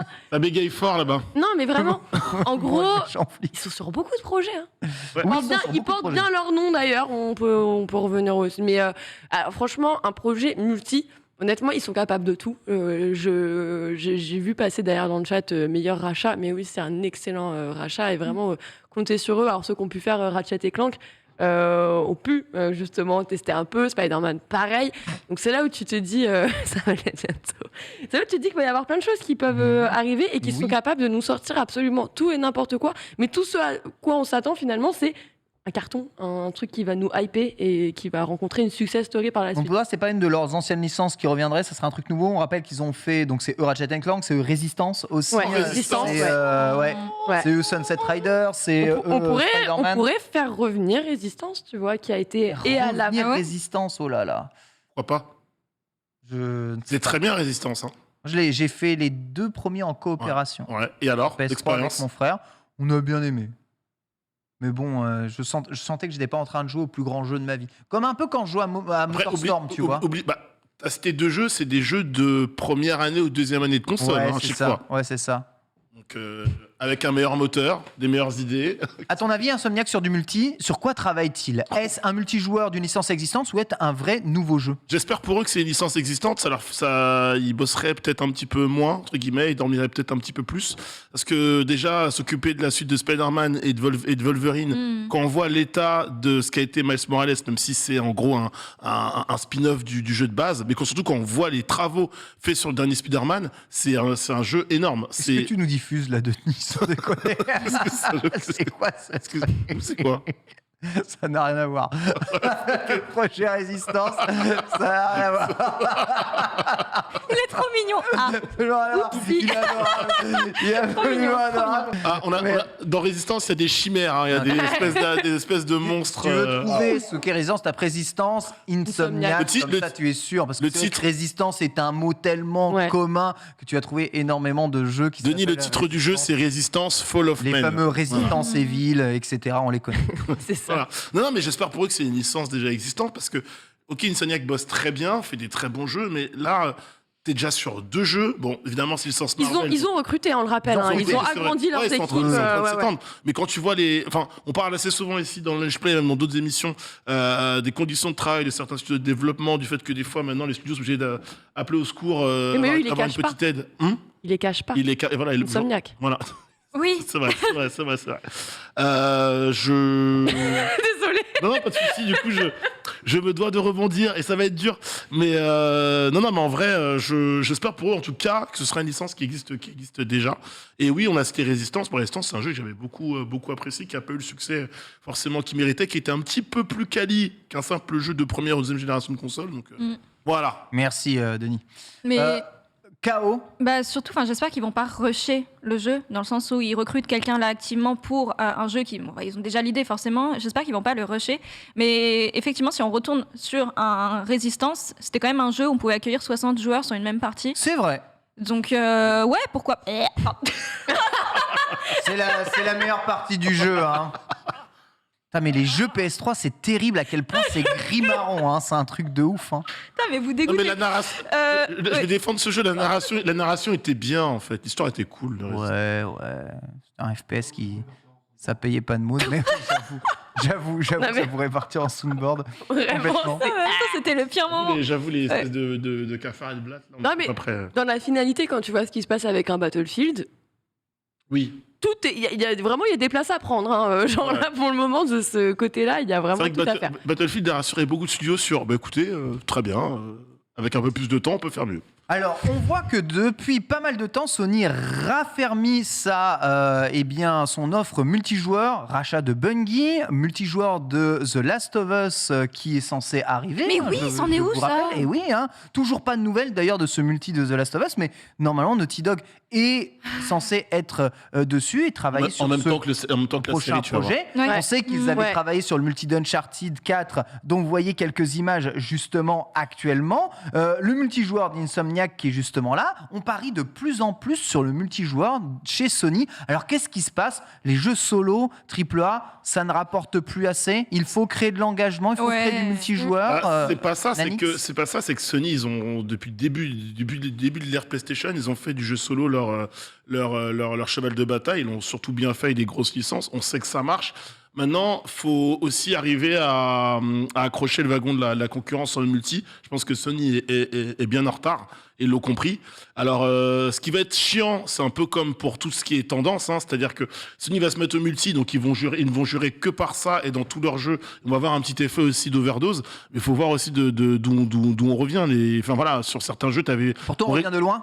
Bah, sur certains jeux, tu te posais la question de pourquoi il n'y a pas un mode multi. Il n'était pas là et il n'était même pas prévu, même pas pensé.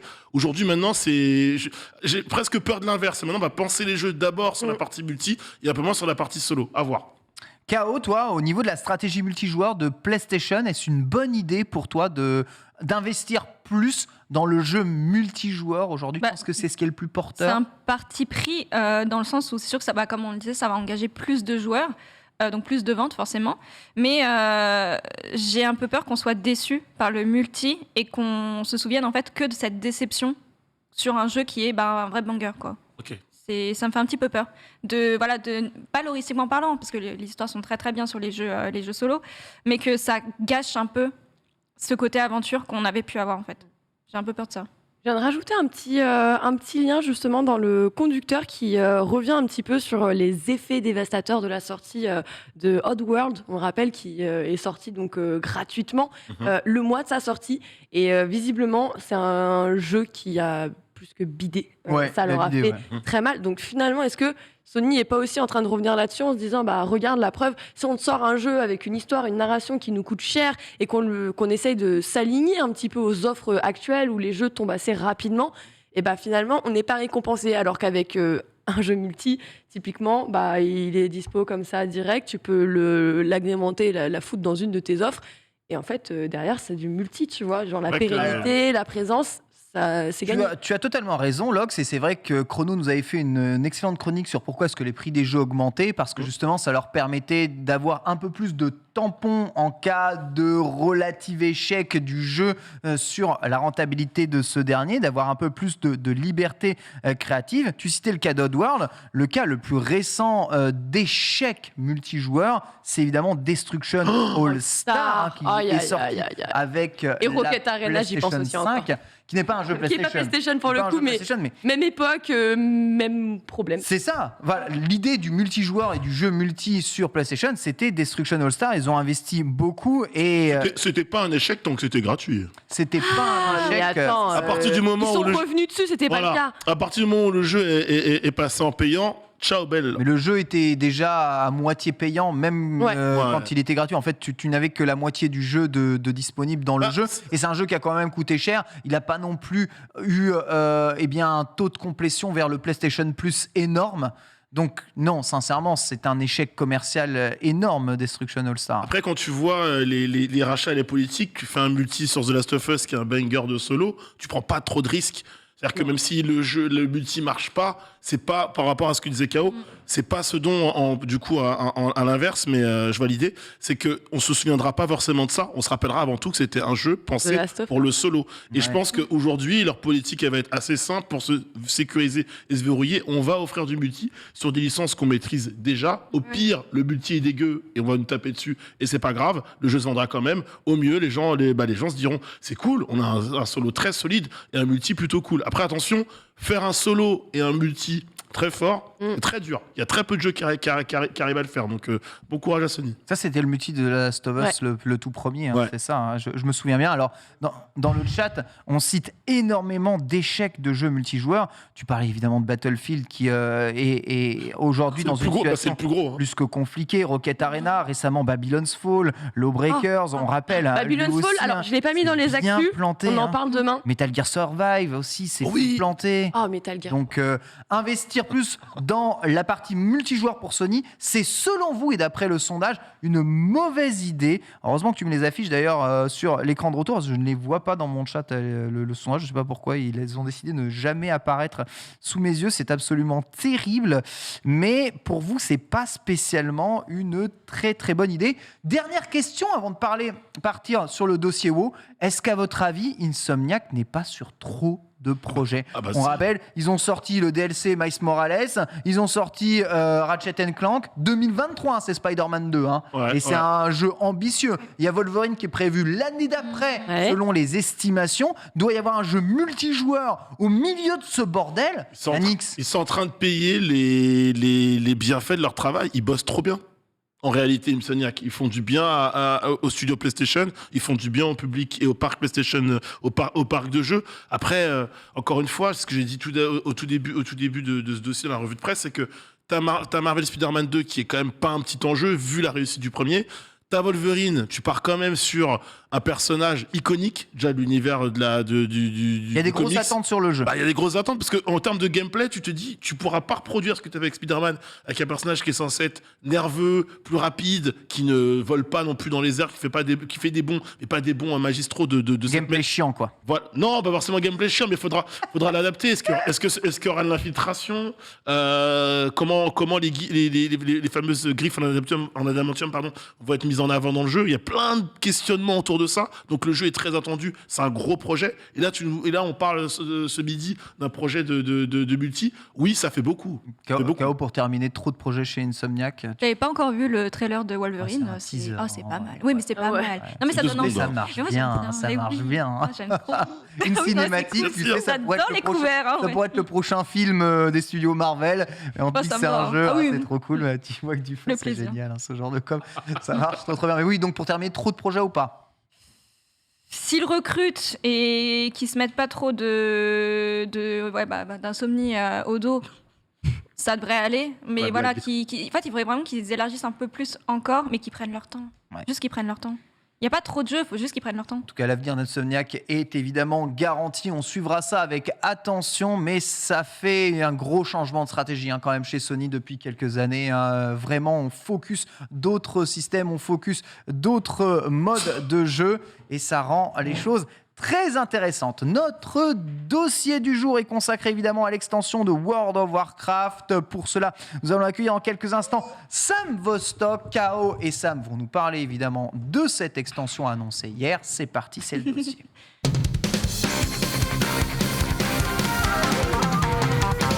Sam, On accueille Sam Vostok évidemment sur le plateau. L'extraordinaire Oh, le d'aujourd'hui. plaisir. Sam, je t'en prie, installe-toi Sam, évidemment. plaisir. Quelle grandeur. Et clairement. pour post-doc, hip hip hip. Ouah. Alors installe-toi confortablement, mets le micro bien proche de toi, le plus proche possible si tu le peux, limite, Oui, limite tu le il mets est dans loin. le vide, voilà, impeccable. Bonjour Sam, comment vas-tu ? Chaud, ça va. Ça va, Ça va très ça bien. va. T'as vécu En bonne une compagnie, donc ça va. bonne journée d'annonce de l'extension World of Warcraft Dragonflight hier, justement. On est là pour tous en parler, évidemment, ensemble. Tu vas nous apporter l'éclairage qu'il faut sur la totalité des questions que peuvent se poser les gens. N'hésitez pas, d'ailleurs, si vous avez des tonnes de questions à poser sur cette question, à le faire. Je laisse la parole à Kao, qui nous a préparé une petite présentation, justement, de cette extension. Et tu vas nous dire un peu qu'est-ce qui s'est passé, qu'est-ce qu'ils ont annoncé réellement. Et des dragons, la 9e extension de World of Warcraft, qui pour l'instant, je le dis, il n'y a pas de date, et tant mieux. C'est la 9e extension, elle fait suite à Shadowlands. Shadowlands qui, était un petit flop sur les diverses extensions de World of Warcraft. Et donc là, on est sur une grosse présentation, on est sur les dragons. Donc les dragons, le vol draconique, voilà, on les suit depuis très très longtemps. On les a revus, notamment, c'était à Cataclysme avec le Maelstrom. Enfin bref, il s'est passé beaucoup de choses.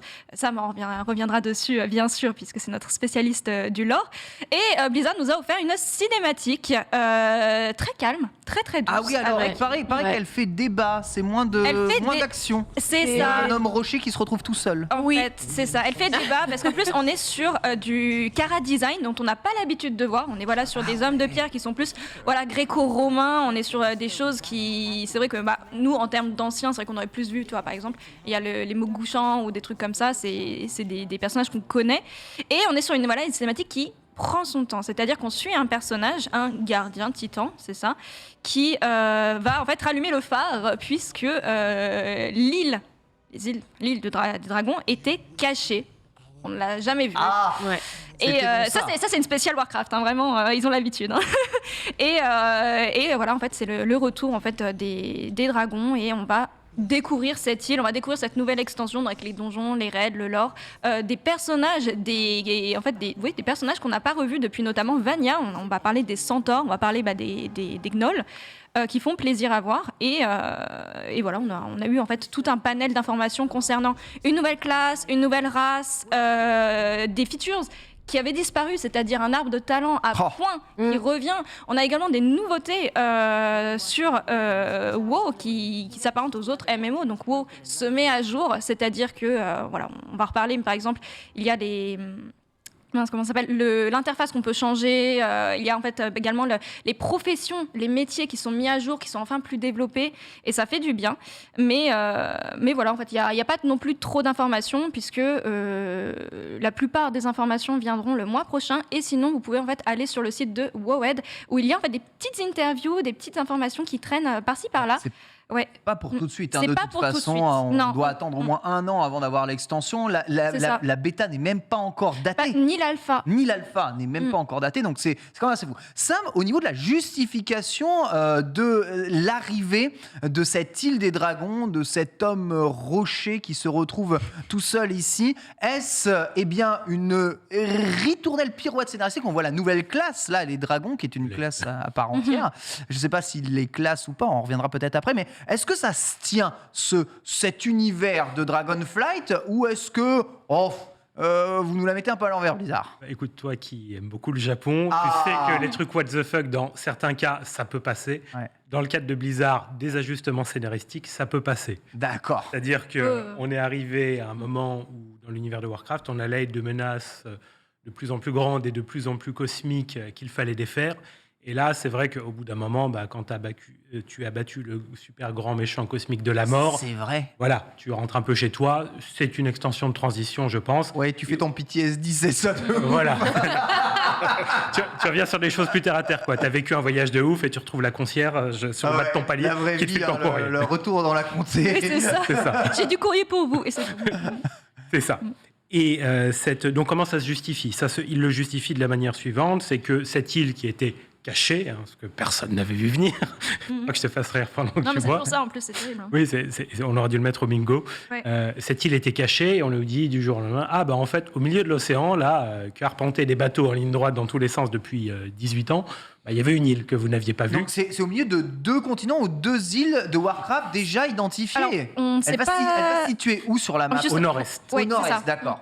Et il faut savoir que... Alors, j'avais fait une vidéo pour l'occasion, si ça vous intéresse, sur la cartographie dans WoW. Ouais. Il faut savoir que dans WoW, la cartographie est quelque chose que tu découvres à chaque extension. Tu dis, ah, là, en fait, il y avait une île, et au lieu de faire ça, elle faisait ça. Mais tu ne l'avais pas vue. Donc, cette île a été cachée, elle réémerge.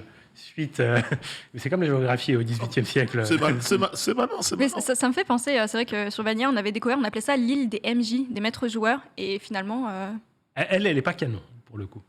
Elle n'est pas officielle. Non, elle n'est pas officielle, mais voilà, en fait, on s'était toujours dit que ça allait peut-être être une future extension, et en fait, Et il y a beaucoup de lieux dans l'univers de Warcraft qu'on connaît de nom, qui n'ont jamais été, pour le coup... voilà, tiens, c'est celle-là. C'est parfait, la régie, ils sont au top. Dont on connaît l'existence, mais que l'on n'a jamais vu en tant que tel et que le Blizzard ajoute au fur et à mesure. Et en prenant de plus en plus de place. Parce qu'une île qui canoniquement fait ça, quand une extension est centrée dessus, va faire ça, logiquement.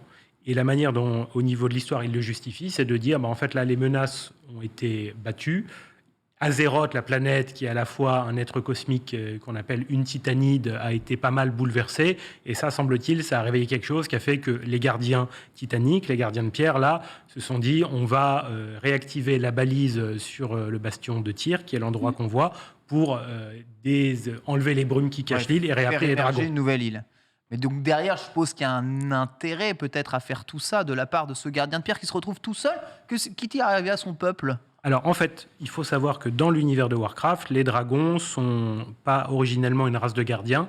Je vous passe les détails, sinon on fera le night play à la place. Mais c'est une race qui est de fait devenue des gardiens d'Azeroth. Et ils se sont établis dans cette zone qu'on appelle l'île des dragons aujourd'hui.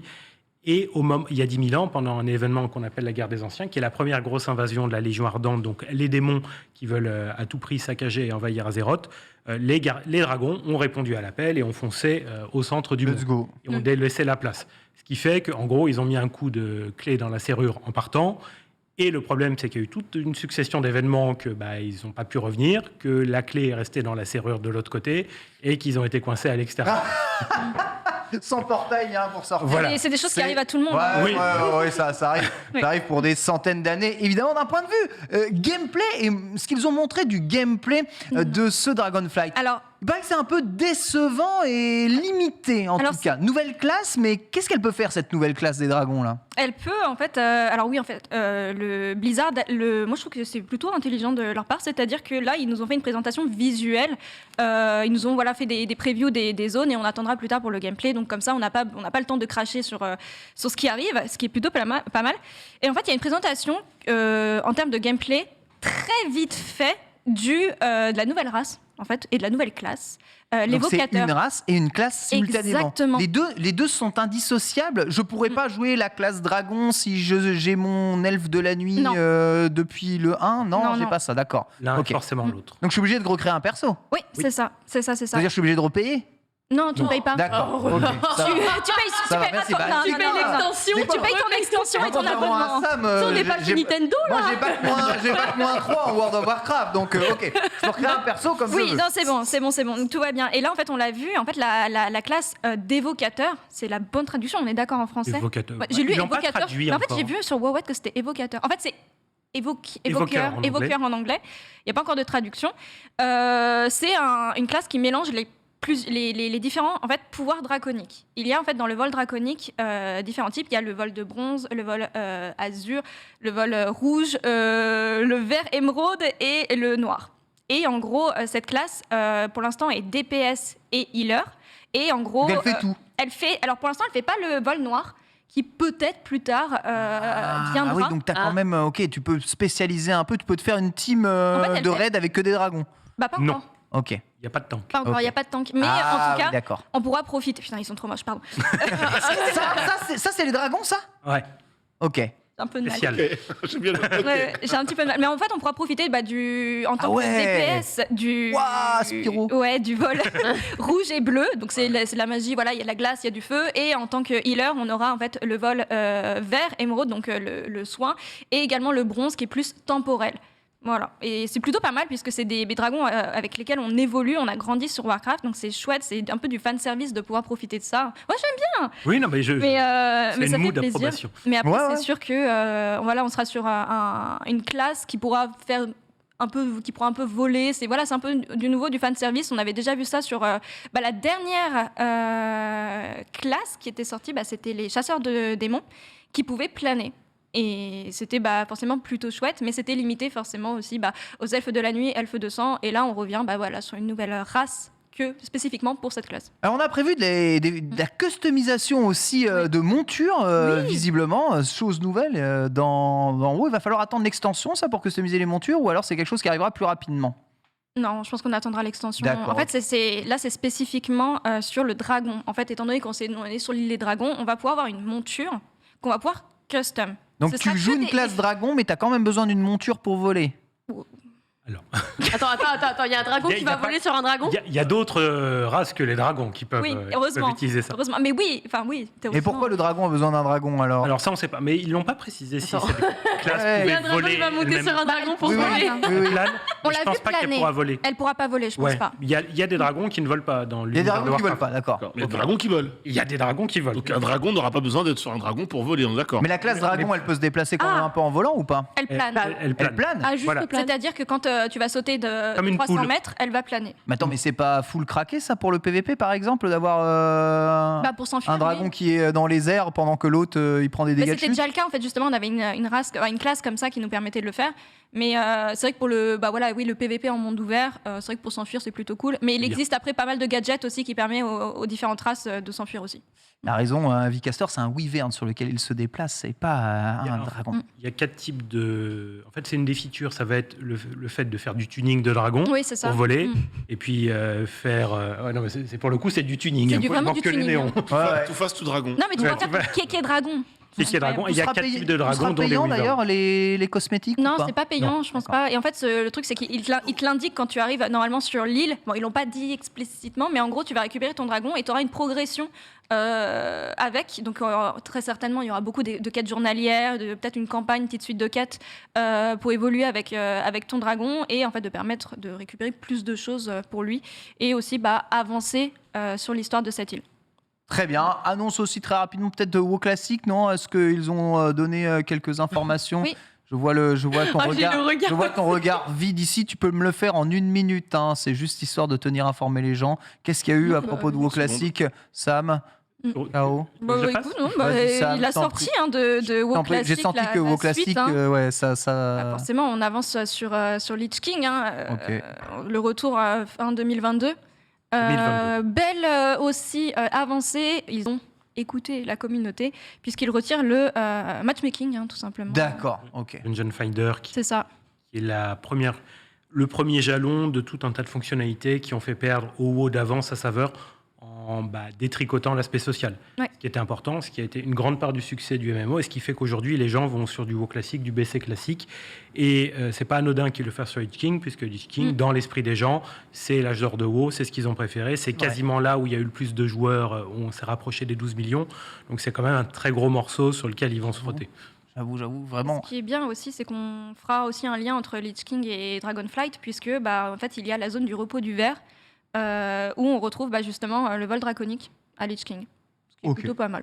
Bah écoute, let's go. Votre avis alors du coup sur cette annonce d'extension pour terminer, KO, ça t'a plutôt plu, tu es plutôt mitigé, tu attends de voir les prochaines annonces? Très clairement. En fait, ils ont même pas fini de nous montrer les zones, par exemple. Ils ont montré les artworks, ils ont montré en fait vers où ils allaient se diriger graphiquement, et notamment ils ont parlé qu'ils reprenaient aussi cette DA d'une zone, justement dans Lich King qui a beaucoup marqué, c'est les Grisons, que ce soit par la BO ou par la beauté en fait du lieu. Donc ils vont reprendre un petit peu ça, cette ambiance très champêtre, très sympathique. C'est cool. Mais ils n'ont pas fini de montrer, ils n'ont pas fini d'explorer en fait. Tu restes tout ça. un peu sur ta Je fin. reste un peu sur ma fin parce que en fait, WoW à chaque fois, c'était ce qui avait bien marché en fait à la preview de Shadowlands, c'est que chaque zone avait une identité très singulière et une ambiance qui était accrochante. Tandis que là, en fait, sur ce qu'ils nous ont montré en fait en preview, c'est pas trop le cas. Les zones sont pas encore terminées, c'est un petit peu dommage. Mais Ils l'ont montré trop tôt un petit peu je pense que c'est un peu trop tôt. Ouais. Ils auraient peut-être dû s'arrêter. C'est triste à dire, mais juste à la cinématique. Ouais. Avec quelques petits détails, forcément, mais on verra en plus le mois prochain sur tout ce qui est donjon, raid, gameplay, balance. Sam, quant à toi, sur cette annonce? Mitigé. Content parce qu'il y a du neuf, Ouais. enfin, que c'est quand même du fanservice, comme le disait K.O., et que ça fait plaisir de voir des dragons. Mais de l'autre côté, oui, effectivement, on sent que c'est très alpha, qu'il manque des choses. En termes de DA, autant il y a des choses qui donnent très envie, d'autres sur lesquelles Mais un peu en décalage, c'est Ouais. différent, comme les drag tirs. Oui. Le rendu est bizarre, en fait. C'est Ouais. pas aussi cartoon qu'avant. Vous l'avez vu, ça laisse une impression bizarre. Donc, oui, à voir ce que ça va être le mois prochain. J'oublie pas que voilà, c'est la première fois qu'on en montre si peu pour une extension. c'est vrai. On va bien voir. Après, ce qu'il faut se dire, c'est que les dernières annonces d'extension, les cinématiques étaient incroyables et finalement, ça fait des pétards mouillés derrière. À part Légion, là, espérons que ce soit l'inverse. Ouais, j'avoue, c'est mieux ça. vaut que ce soit dans ce sens-là, hein, quelque Oui, part. bien sûr, parce que c'est vrai que Shadowlands, après, on a eu le Covid, on a eu un remaniement des équipes, on a eu des saloperies qui se sont passées en interne du ouais. côté de Blizzard, Mhm. qui a retardé pas mal de choses. Par exemple, c'est vrai que sur Shadowlands, il a fallu attendre 7 mois pour qu'on ait un patch qui sorte, qui ressemble au premier et la suite, etc. Et Donc bien malheureusement, compris, Shadowlands, c'était une extension bâclée et tampon, justement, sur est-ce que ça préparait du bon pour après. Donc beaucoup d'attentes, forcément. On avait bien compris que sur Ouais. cette présentation, Blizzard a mis l'accent sur la parité, l'inclusivité, en tout cas en termes de C'est ça. présentation, à limite. Qu'ils avancent, qu'ils évoluent. Limite, vraiment. voilà. Mm. Bon, mais c'est très bien au moins Tant comme mieux, ça, que tant mieux. ce soit l'inverse. En tout cas, ça montre qu'ils apprennent aussi un tout petit peu des choses plus tard. On attendra plus de reveal, en tout cas sur ce WoW extension Dragonflight. Je vous rappelle, Sam, tu restes avec nous pour le reste de l'émission. On va passer au brève. Vous êtes nombreux à être hypés par cette extension. 20% sur la dit, car la moitié du chat ne joue pas à World of Warcraft. C'est incroyable. Et Ne joue on va plus à World attendre, of Warcraft, on va attendre qu'ils soient dans le Game Pass. et on va attendre. C'est vrai, on va Ça pouvoir arrive. attendre peut-être qu'ils sont dans le Game Pass. On passe au bref pour avoir le reste de l'actualité avec Lox. Et c'est parti après un jingle.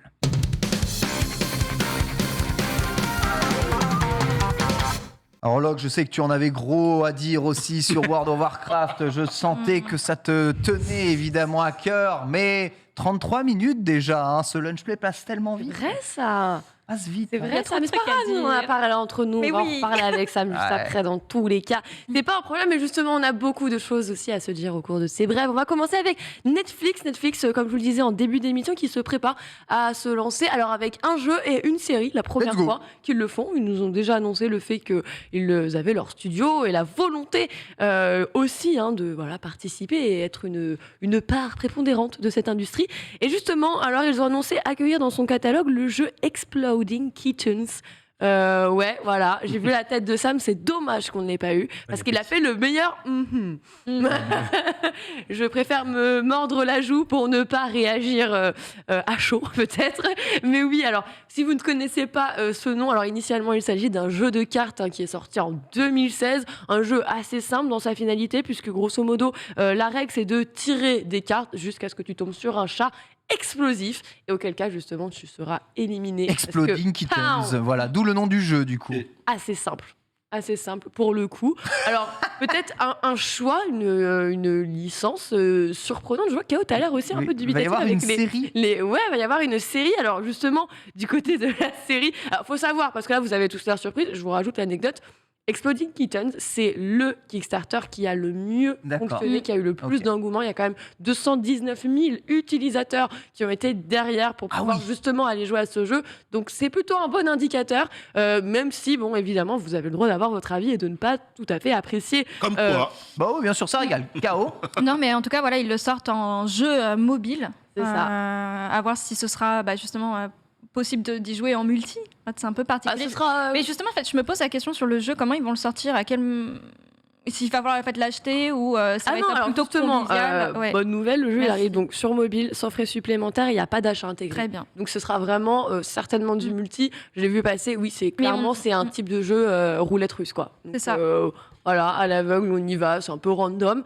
Écoutez, pourquoi pas. Du côté de la série, justement, on a quand même un synopsis. On nous parle du coup, un conflit éternel entre le paradis et l'enfer qui du coup aurait atteint des proportions assez épiques puisque Dieu et le diable sont tout simplement envoyés sur Terre. Voilà, démerdez-vous les gars. Et du coup, ils sont envoyés sous Terre, mais vraiment avec le trait un peu Garfield, quoi. Le bon matou des gros matous. Voilà. Donc, les chats sont Forcément, des dieux, hein. non, mais en plus, forcément, au casting, ils t'ont mis Tom Ellis, qui n'est d'autre que le protagoniste de Lucifer.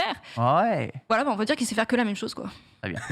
Nickel. Pardon. Écoute, formidable jeu Netflix qui régale.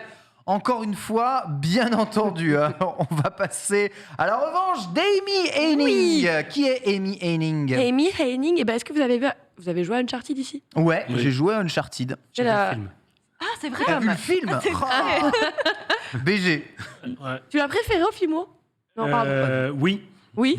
Non, mais ouais, ça me pas une étonnant. histoire compliquée avec le film WoW. Ouais, du coup, ouais, peut-être Ah, j'aurais ouais. pas dû te lancer là-dessus, je suis désolée, ça. Et pourtant, On va recontinuer alors Amy Henning, c'est tout simplement la scénariste d'Uncharted. Ouais. D'accord. Ouais. Ok. Et elle a quand même une sacrée belle carrière, puisque bon, elle a surtout été derrière un projet qu'on n'a jamais vu, malheureusement, c'était le fameux Star Wars 1313. Ah. Eh oui, d'accord. un trailer qui nous en a mis plein la vue et qui est malheureusement au même titre qu'un Beyond Good and Evil. Chiffre 13. hein. Tout, ouais, c'est vrai. En tout cas, elle était passée du coup du côté de chez EA. Après, elle est partie plutôt dans le milieu de la réalité virtuelle avant de rejoindre Luminous Prod justement pour l'écriture et le Oui. scénario de Forspoken, Forspoken, qui, on le rappelle, sortira assez prochainement. Et après ça, on a eu une autre nouvelle, c'était le lancement, le fait qu'elle devienne la présidente de Sky New Media. Alors, je ne sais pas si tu t'en rappelles un petit peu, Ken, on l'avait évoqué. C'était ce studio qui voulait du coup lancer une nouvelle catégorie de divertissement. C'était l'un des premiers. Après, on a eu Deep Well, on a plein de Ouais. studios dans cette mouvance. En tout cas, ils annonçaient vouloir justement créer donc du divertissement interactif qui serait donc axé sur l'histoire, avec une convergence révolutionnaire des jeux, du cinéma et de la télévision. Grosso modo, on voulait que voilà, tout support média soit vraiment dans le média. Et donc, On veut créer vraiment un nouveau genre en ce moment hein, dans le jeu vidéo. Ouais. C'est très. on immédiat. veut que la portée Ouais, justement le soit un média. peu plus Le média. profonde. Personne n'y est vraiment encore arrivé, Mm. mais je pense que le premier qui Ah, réussira à avoir le. Il y a Hideo Kojima qui te dirait alors, Ouais. moi, Je suis dessus. Ouais. moi. Vous allez voir. Ouais, je Non, t'accorde, on a- je t'accorde le point Kojima. c'est Non, mais je suis désolée, on Non, adore le- Hideo le- Kojima. Le jeu qui sonne plus plurimédia à mon oreille, c'est Cyberpunk pour l'instant. Mais pour l'instant, Ah. on n'y est pas. Donc, Ah. aurait les Voilà, codes à ce pour. point-là, plurimédia. Qui aurait les codes pour, ouais. De D'accord. marcher en série à la fois, avec un univers. Ah oui, mais dérivé en voilà. truc. Oui, mais dérivé. Là, en fait, c'est un jeu vidéo. Tu vois, ce qu'ils veulent créer, c'est un jeu vidéo qui soit autant un film mais qu'un jeu. C'est-à-dire que c'est un Ah, est-ce que- film avec est-ce que lequel d'une certaine c'est impliqué façon, quand même dedans, etc. The Last of Us a un petit peu Peut-être- réussi peut-être à, aussi, ouais. à Même certainement. implémenter C'est vrai un que sur petit peu YouTube, il cette. se fait super bien. Oui, c'est vrai que.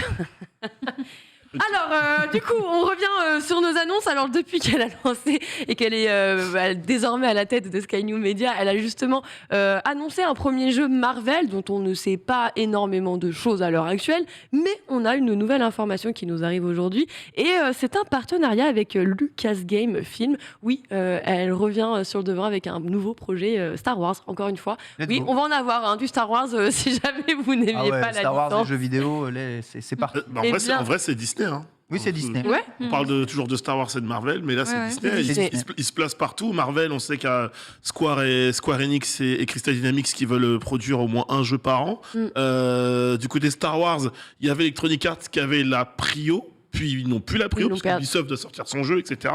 Il y a KOTOR, dont le remake très attendu ici, n'est-ce pas à fait. Voilà. Ce jeu que j'ai envie de voir un jour Attends, débarquer. juste, je Vas-y, parle vas-y, du jeu du coup. Vas-y. J'étais lancé, excuse-moi. Voilà, Termine. Star Wars, on a mis le mot. La Du pièce, coup, clic. il s'agira d'un jeu d'action-aventure qui sera normalement rythmé par des cinématiques, donc d'où cette Voilà, c'est volonté de base du studio voilà, d'aller vraiment à mi-chemin entre les deux, et qui normalement ne devrait pas s'attarder sur les histoires Star Wars déjà écrites. On vous proposerait Ah. une nouvelle aventure, ce qui potentiellement pourrait être une bonne nouvelle si on a un peu peur de faire une overdose de Star Wars. Ça te plaît, Nanix, le fait que ce soit pas basé sur quelque chose déjà écrit. Bah, c'est bien. Oui et non. C'est-à-dire que quand tu vois les séries, Mando, c'est tiré quand même d'éléments du, on va dire entre guillemets, du passé de Star Wars, hein, de la trilogie originelle, la meilleure, n'est-ce pas Voilà, je suis prêt à me battre avec le chat s'il le faut. Mais le fait de faire quelque chose de nouveau, oui. parce que ça peut peut-être plus facilement marcher en jeu vidéo qu'en film ou en série. Le lore, et puis le lore, il est méga riche, quoi. Il peut exploiter 1000 trucs. Le lore est méga riche, et en jeu vidéo, j'ai l'impression que tu auras un peu moins de contraintes, là où tu sens que sur les films, faut respecter un certain cahier des charges, et dès qu'ils essaient un petit peu de sortir de sentier battu, vite, faut rattraper le wagon des Skywalker, le wagon d'origine. Là, sur les jeux, il y a moyen, l'univers est tellement vaste. C'est ça. Eh bien, écoute. Je rajoute au passage Lego Star Wars, la saga Skywalker, qui m'écarte. Bon, après, on va pas se mentir, il n'y a pas grand-chose en sortie actuellement en face. Donc, voilà. Étrangement, le jeu fonctionne sur Xbox le mieux, Lego Star Wars. On va savoir pourquoi. Il est sorti sur tous les supports. On va parler peut-être un peu de Star Wars encore avec Star Wars Eclipse. Bah oui, on continue un petit peu dans le Star Wars pour faire plaisir à notre ami Nanix. On a quelques infos concernant le Star Wars Eclipse. Vous savez, c'est le projet du studio français Quantic Dream. Justement, on en avait entendu quand même beaucoup de mauvaises choses, avec de grosses inquiétudes en mode le développement serait hyper compliqué. De toute façon, le jeu il sortira dans très longtemps, donc c'est pas grave. On aime bien mal parler. On aime bien mal parler. Et justement, à partir du moment où on pose la question, il arrive quand tu fais c'est ça. Oh non, c'est mauvais. Des articles complets. Oui, c'est ça. Jamais ça verra le jour. Exactement. Ils sont dans la sauce et tout. Ouais. Quel beau garde de points. Ce sera reporté. De toute façon, pourquoi vous nous annoncez un jeu si loin en fait? Ça sert à quoi C'est ça. Eh bien, écoutez, il semblerait que Account NLG, donc c'est un tweetos tout simplement, c'est celui d'ailleurs qui avait révélé, leaké tout simplement ce projet en question. Avant l'heure, avant l'annonce officielle, eh bien écoutez, il est revenu avec... Attendez, parce qu'en fait, je vois plus mon écran. Regarde mon affichage, Ken, je ne peux pas voir. Ouais, je sais, c'est terrible. C'est terrible. Je peux te lire la citation. C'est parce que comme c'est une citation, je suis un peu obligée de la lire définitivement. Mais du coup, ils disent que les informations dont il aurait apparemment pris connaissance seraient que le jeu serait basé sur une démo technique Dark Sorcerer de Quantic. De Quantic Dream. Et grosso modo, ce Star Wars Eclipse devrait sortir plus rapidement que prévu. Tu vois, finalement, ça peut arriver. Alors, c'est pas une annonce officielle. Attention, c'est pas Quantic qui l'a fait. Je profite pour le préciser. Mais grosso modo, ça se passerait plutôt bien, finalement. Là, on parlait d'un développement compliqué qui allait traîner en longueur. On vient contredire ça. Ce que dit ici ce tweeto, c'est que en fait, ils peuvent déjà se reposer sur pas mal d'assets de chez Quantic pour développer le jeu. Donc, il n'y a pas tout à refaire à partir de zéro. Bien sûr, il faut quand même créer l'histoire et faire le jeu. Il y a du boulot. Il y a du boulot. Sortie probable 2025. Écoute, peut-être qu'on vous l'avancera ce jeu. À prendre avec des petites pincettes, puisqu'il faut savoir que ce tweet-là, il l'a tout de même supprimé, sachant que le tweet rajoutait une autre petite news à l'intérieur. C'était supprimé, tweet avoué. Oui, exactement. Ils annoncent que Quantic Dream ne travaille pas uniquement en fait sur ce Star Wars Eclipse, mais aurait aussi un nouveau projet, un projet qui potentiellement pourrait être annoncé au cours de l'été lors du Summer Game Fest, vous savez, l'événement organisé par Geoff Keighley. Donc voilà, keep in touch comme on dit, on verra ça en temps voulu, on garde un œil là-dessus. Bonne nouvelle en tout cas pour les Star Wars et bonne nouvelle pour les fans de DualSense. Ah oui, vous avez un ordinateur, mais vous jouez quand même de temps en temps avec une manette, où il y a des jeux qui quand même le demandent. Et bien écoutez, bonne nouvelle, puisque jusque-là vous étiez plutôt bloqué au niveau de votre firmware, vous savez, les mises à jour qui se mettent le logiciel, en tout cas à l'intérieur de vos manettes. Et bien ça y est, c'est réglé, officiellement vous allez pouvoir mettre à jour votre DualSense sur votre ordinateur. Voilà, Windows 11 et Windows 10, toutes les compatibilités, toute la manette, ça va full compatible avec votre ordinateur. C'est PlayStation d'ailleurs qui a annoncé ça pour vous. Bonne nouvelle en tout cas pour ce qui est, selon les joueurs, on le rappelle, Lox, la meilleure manette au monde. Exactement, ça fait toujours rire. C'est vous qui l'avez dit, nous on n'est toujours pas d'accord avec vous. C'est les joueurs qui ont choisi, c'est la meilleure manette du monde, cette DualSense. En tout cas, c'est une manette qui avait de features et c'est agréable de pouvoir y profiter sur PC, sachant que les jeux PlayStation, ils sortent aussi. Oui. De Tag. Oh oui, alors je vais vous parler d'un jeu. Si je vous dis Tag The Power of Paint, je sais pas ce que c'est. Ça vous parle pas du tout. Eh bien pourtant, écoutez, c'est le jeu qui a inspiré d'une certaine manière Portal 2. Oh, allez, oui. Ouais, bien sûr que oui. Pourquoi le 2 c'est pas le 1 qui a inspiré Portal 2 Non, du coup, alors... on va rentrer dans les détails. C'est des fonctionnalités entre Portal 1 et Portal 2. Tu as D'accord. vu, il y a des différences et Oui. des fonctionnalités qui sont rajoutées. Bien sûr. C'est justement grâce à ce jeu, et c'est un jeu assez particulier puisqu'il s'agit de 2 étudiants. C'était le projet de 2 étudiants qui avaient lancé ça en 2009 Ouais. et qui par la suite d'ailleurs se sont fait recruter par Valve Allez. directement. Bah oui, mignon. attends, tant qu'à faire. En même temps, écoute, tu découvres 2 étudiants, 2 pépites comme ça, des monstres qui, comme on pouvait le voir sur ce jeu, donc un petit Splatoon. jeu de... Ouais, c'est vrai, maintenant Ils ont que été tu me le recrutés dis. après pour Splatoon, justement. C'est ça, c'est les couleurs qui permettent de TP. Exactement. Chaque couleur ont une fonctionnalité. Là, je crois que le vert, c'est pour sauter. Ouais, là, c'est ça, Ça te exactement. fait c'est sauter ça, sur ouais. les plateformes. C'est archi stylé. T'as un Ouais. peu... Merci, c'est Bah oui, vrai, c'est ça fait stylé, plaisir. c'est stylé. On est Mais passé... c'est archi stylé, le gameplay il est incroyable, excusez-moi. Enfin, Et oui. ça a l'air Eh bien, fort. imagine en 2009, justement, quand des personnes de chez Valve arrivent à ce concours et découvrent justement ce jeu, comme on le voit, hein, ce jeu de tir à la première personne, certes, mais qui est venu rajouter des fonctionnalités. En tout cas, si vous voulez découvrir le jeu, la bonne nouvelle, c'est que il est gratuit. Voilà. Désormais, Ok. sur Steam, il est disponible. Donc, c'est plutôt l'occasion d'aller voir ce qu'il y a, redonner un petit peu de dynamique et de fonctionnalité. Jeu indé dont les développeurs travaillent du coup chez Valve. Ils se sont Ouais. dit, bon, ça y est, il est là depuis assez longtemps, on le rend gratuit C'est finalement. ça. c'est Mais un en peu plus, dommage. déjà, ils ont eu pas mal de prix sur meilleur jeu indépendant. Donc, GG à eux. Ouais, très très beau. Voilà, vous pouvez découvrir Tag à partir de maintenant. On va parler de MetaQuest. Oui, bah écoutez, Méta, MetaQuest, méta de Facebook. Meta de Facebook, de Meta, ouais. Ouais, Quest de D'Oculus. Oculus Quest. Quest. Ouais, mais qui n'existe plus Oculus puisqu'ils ont été mangés, on le rappelle, par Meta. Donc ça va, Et, ça va faire des annonces Oculus bientôt. Eh bien écoutez, ce soir, 19h, Ah ouais, d'accord. MetaQuest Showcase qui arrive et qui nous promet visiblement de belles annonces, à commencer justement par le développeur de Boneworks, un jeu avec justement une physique assez particulière dont Panta et moi nous sommes absolument fans. Meta cagoule, je viens de lire le chat, J'avoue. mon Dieu.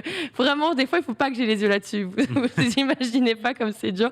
En tout cas, ce soir à 19h, on aura donc 25 minutes de live qui devrait normalement présenter pas mal d'annonces. Et vous n'en avez rien à foutre de la VR peut-être? Si. Moi, ça m'intéresse. C'est pas grave. Ça me Non, fait mais c'est gerber, pas Ça m'intéresse. Assumez, c'est pas grave. Peut-être que vous préférez les donjons et dragons. Eh bien, il y en a pour vous aussi. Ah ouais. Écoutez, Donjons et Dragons font, donjons et dragons. font encore des keynotes. Et encore Eh des bien, keynotes Donjons et Dragons. vous donne rendez-vous demain à 18h justement pour des annonces. Voilà, on retrouvera l'équipe de Wizard of the Coast. Ah oui, Et non, donc, le vrai Donjons et Dragons. Ah oui, les vrais de vrais. Il y a tellement de choses à faire. C'est Exactement, il y a vaste. beaucoup d'attentes justement concernant les oui, annonces oui. de ce live, on se doute. Normalement, ils sont censés donc présenter leur nouveau jeu de rôle hein, Ok. sur table, évidemment. Sauf qu'on a quand même pas mal d'attentes autour de ce live. On s'attend potentiellement à une annonce d'un nouveau livre, on le rappelle, la 6e édition. Voilà, est sortie un peu plus tôt, mais les gens ils sont en train de se dire ouais, mais bon, dans quelques années, on va fêter les 50 ans en 2024, donc est-ce qu'ils vont pas plutôt attendre pour sortir justement ce prochain livre? On a aussi on aura des nouvelles du film Donjons et Dragons. On le rappelle, il y a eu un leak l'année dernière avec les images réalisées du coup par John Francis Daly et Jonathan Goldstein. Pour le coup, le film est quand même attendu en mars 2023. Donc D'accord. potentiellement, on en verra peut-être des images. Gros casting hein, sur le film. Je rappelle, Michel Rodriguez, Hugh Grant, Justice Smith, Pour le Chris film Pine. Donjons et Il n'y a Dragons. rien qui va. Il y a rien qui va dans le style. Hugh Grant, Hugh Grant et Michel Rodriguez. Pardon. Mais après, c'est Écoutez. un jeu de rôle. Ouais. Tout le monde peut être qui le veut. Ce C'est vrai. sont des comédiens, d'accord? Mais C'est oui, leur bien sûr. travail. Ok, Bien sûr, bien très sûr. Donjons et Dragons, On en reparlera. normalement, si c'est des bons comédiens, ils se débrouillent. C'est Linkus. Se débrouille. Linkus fera partie. On le souhaite, Linkus. Je vois, hein, je te vois. Et justement, la dernière annonce, ce serait peut-être justement le Baldur's Gate 3. Et, Ah, ça, ce serait Attends. top. on sait, hein, les royaumes oubliés. Demain, 18h. C'est ça. Demain 18h, donc 18h vous avez ça, et vers 20h30 vous avez le MetaQuest, et on termine avec l'anniversaire du jour, Lox. Oui, Quel jeu vidéo fête son anniversaire? Diddy Kong. Oh, Diddy Kong Racing, les gars, sur DS, il a 15 ans. 15 ans. 15 ans, ça devient grand, ça y est. Voilà, merci. Diddy Kong Vous y avez Encore joué un un jeu peu japonais, c'est terrible. Hein? Encore un jeu japonais. Hein. Écoute, il semblerait qu'ils aient eu le monopole à un moment. Ouais, Bah, en même temps, ouais, il y avait la DS.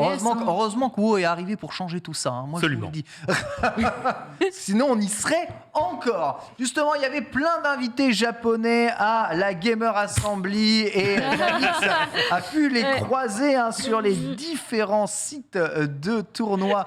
Et là-bas, C'est à la il y a un même ou- résumé complet de tout ça. C'est parti, c'est notre chronique du jour.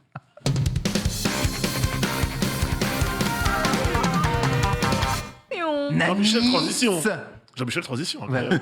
exactement. Incroyable. Bah, je vais te Il y décevoir. avait pas de japonais à la Je vais Gamer te Assembly. décevoir, il n'y avait pas de japonais. Par contre, il y a Sambostock. T'étais à la Gamer Assembly. ça vaut- Mais je suis né à Tokyo, donc c'est Voilà, Tokyo, Poitiers, ouais. ville jumelée. c'est exactement. Non, c'est Nagoya qui avait Jumelée. Il y avait énormément de monde à la GA, mais peut-être rappeler ce que c'est la Gamers Assembly, peut-être pour ceux qui ne sauraient pas exactement ce qu'est la GA. La GA, du coup, ça se passe à Poitiers. C'est la première grosse LAN de France. Hein. C'est pas juste Poitiers, la ville de Poitiers qui en est fière et qui le dit. C'est vrai, plus de 22 ans d'existence aujourd'hui, créée en 2000, du coup, par l'association Futurolan. On avait pu de le voir, hein, Désiré Kuzawa, qui en est le président d'honneur. Et cette GA qui a pris lieu une fois de plus au parc d'exposition de Poitiers, donc à partir de 2014. Avant, elle était au Futuroscope, notamment. Puis avant, dans des salles un petit peu plus modestes. Donc, LAN importante, évidemment.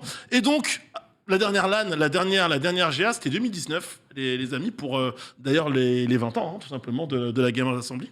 Et donc, du coup, on est resté 3 ans en rade de GA. C'est vrai qu'il y a eu l'année dernière une GA qui s'est tenue quand même à Poitiers, en physique, mais comme me le rappelle Norman, avec vraiment un format hyper réduit. Sinon, l'année d'avant, c'était un format 100% online. Et donc, du coup, elle était quand même assez attendue, cette GA. C'est pour ça que, si je m'enlève mes notes, ça va pas le faire. C'est pour ça que, du coup, je suis parti un petit peu en repérage. Hein. J'ai un petit peu accompagné Norman. Alors arrête de T'étais son mytho. petit Valère. Voilà, on a tout vu dans tes stories, Alice. Ouais. Ton repérage, c'était entre 3 food trucks. Donc, Oui. J'étais là. J'étais là. Fait que bouffer, non, mais du pas- coup. Non, C'était mais l'heure. excusez-moi, c'était l'heure du midi. Il y avait des pizzas, il y avait des burgers. J'ai pensé à Tu toi, nous il y avait des demandais de burgers. choisir et t'avais déjà pris. Il y avait des burgers. Non, en vrai, j'ai attendu le résultat. J'ai voté. J'ai voté très tard. Moi aussi. J'ai mangé très tard parce que j'ai attendu le résultat de vos votes. Je suis allé dans Très un bien. food truck créole, alors qu'évidemment, il y avait un ramen incroyable. Non. Bref, il y avait Ça se fout truck très bien. il y avait tous les goûts culinaires du lunch play qui étaient représentés. ouais. Bref, retour à Poitiers. Moi, ça me faisait plaisir. C'est vraiment un événement au-delà de la LAN, au-delà du côté sportif et au-delà du côté salon par avoir cette GA que j'appréciais énormément. J'étais assez content de revenir. Et il y avait pas mal de gens. Alors, beaucoup moins qu'en 2019. J'aviendrai un petit peu en chiffres. Moins de monde qu'en 2019. Moins de monde qu'en 2019, mais j'ai croisé Narcus. De Solari. Alors vous allez Mais voir, non. évidemment, il y avait un peu de vent. Je m'excuse à l'avance pour vos oreilles, mais Narcus, il était très content de retourner à la GA. D'ailleurs, je pose la question, on va l'entendre. On écoute Narcus. On écoute Narcus. Bien entendu. Ouais, Comment je te vois, t'as le sourire. Ça fait plaisir de revenir à la GA. en vrai, En vrai. déjà de voir du monde, no joke, c'est trop bien. Ouais. Parce que typiquement, tu sais, tu rencontres des gens que ça fait genre 3-4 ans que. Putain, je sais que je tank tout le temps, c'est trop chiant, mais ça fait 3-4 ans que tu rencontres des gens que t'avais plus trop vus. Et tu sais, ça fait plaisir de parler, de voir un peu c'est ce que font les gens et tout, et c'est cool. Est-ce que cette LAN-là, la GA, On peut te cut manquait Denis, hein. particulièrement, C'est juste ça cette fait- partie-là, du coup. Merci. Juste petit son de Narcus. Réalisateur. Très content de revoir des gens. Ouais, heureux de revoir des gens. Il y avait également Tréton qui était sur place pour la compétition. Là, j'y reviendrai un petit peu plus tard. On avait Pépé qui était en immersion. Pépé. Ouais, Pépé. Bah, Pépé lui, en LAN, hein. Il va au Futuroscope, lui, surtout. Non, Non, tu rigoles. CS, Non, pour le tu coup, rigoles. il était vraiment là, Il a participé à quoi? Donc Il a participé au fait. le bowling des seniors? Non. Oh, mais Ken, mais C'était oh là incroyable qu'est-ce le que- bowling des seniors. Ouais, mais qu'est-ce que t'es méchant, Ah, Ken. c'est quoi? Il est là tout à l'heure. Moi, hier, il m'a fait un Ouais, demain. ouais, On va ouais. se régler dans Ouais, les couloirs. ouais, franchement, Ouh là là. franchement, t'es horrible, Ken. Franchement, il est content de ça. Il est content de ça. Tu vois la tronche de Pépé là, il va t'éclater la tête, t'éclater ta tronche. Tu es mauvaise C'est langue toi qui comme un pointes du senior. doigt. C'est toi qui pointes du doigt actuellement, du coup. Je suis choquée. Donc oui, je disais, on a revu pas mal de gens plutôt contents. Donc Sam, il y avait également KNE qui était présente en showmatch. Il y avait Crimson, il y avait Luffy, il y avait du coup Norman. Mais la vraie question, c'est est-ce qu'à cette GA finalement il y avait du monde ou pas? Il faut dire les termes. com, déjà, c'était assez clairsemé. Ça, de toute façon, ça me confirmera à peu près tout ce que je vais vous dire là. Comme d'habitude, on avait donc 2 gros bâtiments. Donc les arènes. Luffy. Ouais, Luffy, les 2 gros bâtiments. Elle coupe, ça me dit ce qu'elle dit. 2 gros bâtiments, il y a eu la tête de lui. J'ai bug. De champagne. Oui, en effet, je confirme, il y a 2 bâtiments. Le hall jaune et le hall rouge. Le hall jaune, on le sait, c'est celui qui est quand même consacré à la partie joueur libre, même et également à la partie console. Le hall rouge, c'était vraiment l'aspect compétitif. On retrouvait le tournoi LoL, le tournoi évidemment TFT avec Sean, qui était présent avec son équipe. Donc avec DFG. On avait du Valorant, on avait du Rainbow Six. On retrouvait notamment la structure BDS. C'est plaisir de les voir notamment. Voilà, la vraie pause e-sport, la vraie pause, ouais, la vraie pause. Ça, voilà, exactement. Donc vraiment aussi le.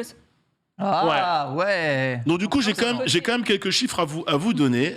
En 2020, 2019, date de la dernière GA, on avait atteint le record d'inscription au tournoi avec 2500 joueurs. Voilà, pour les 20 ans.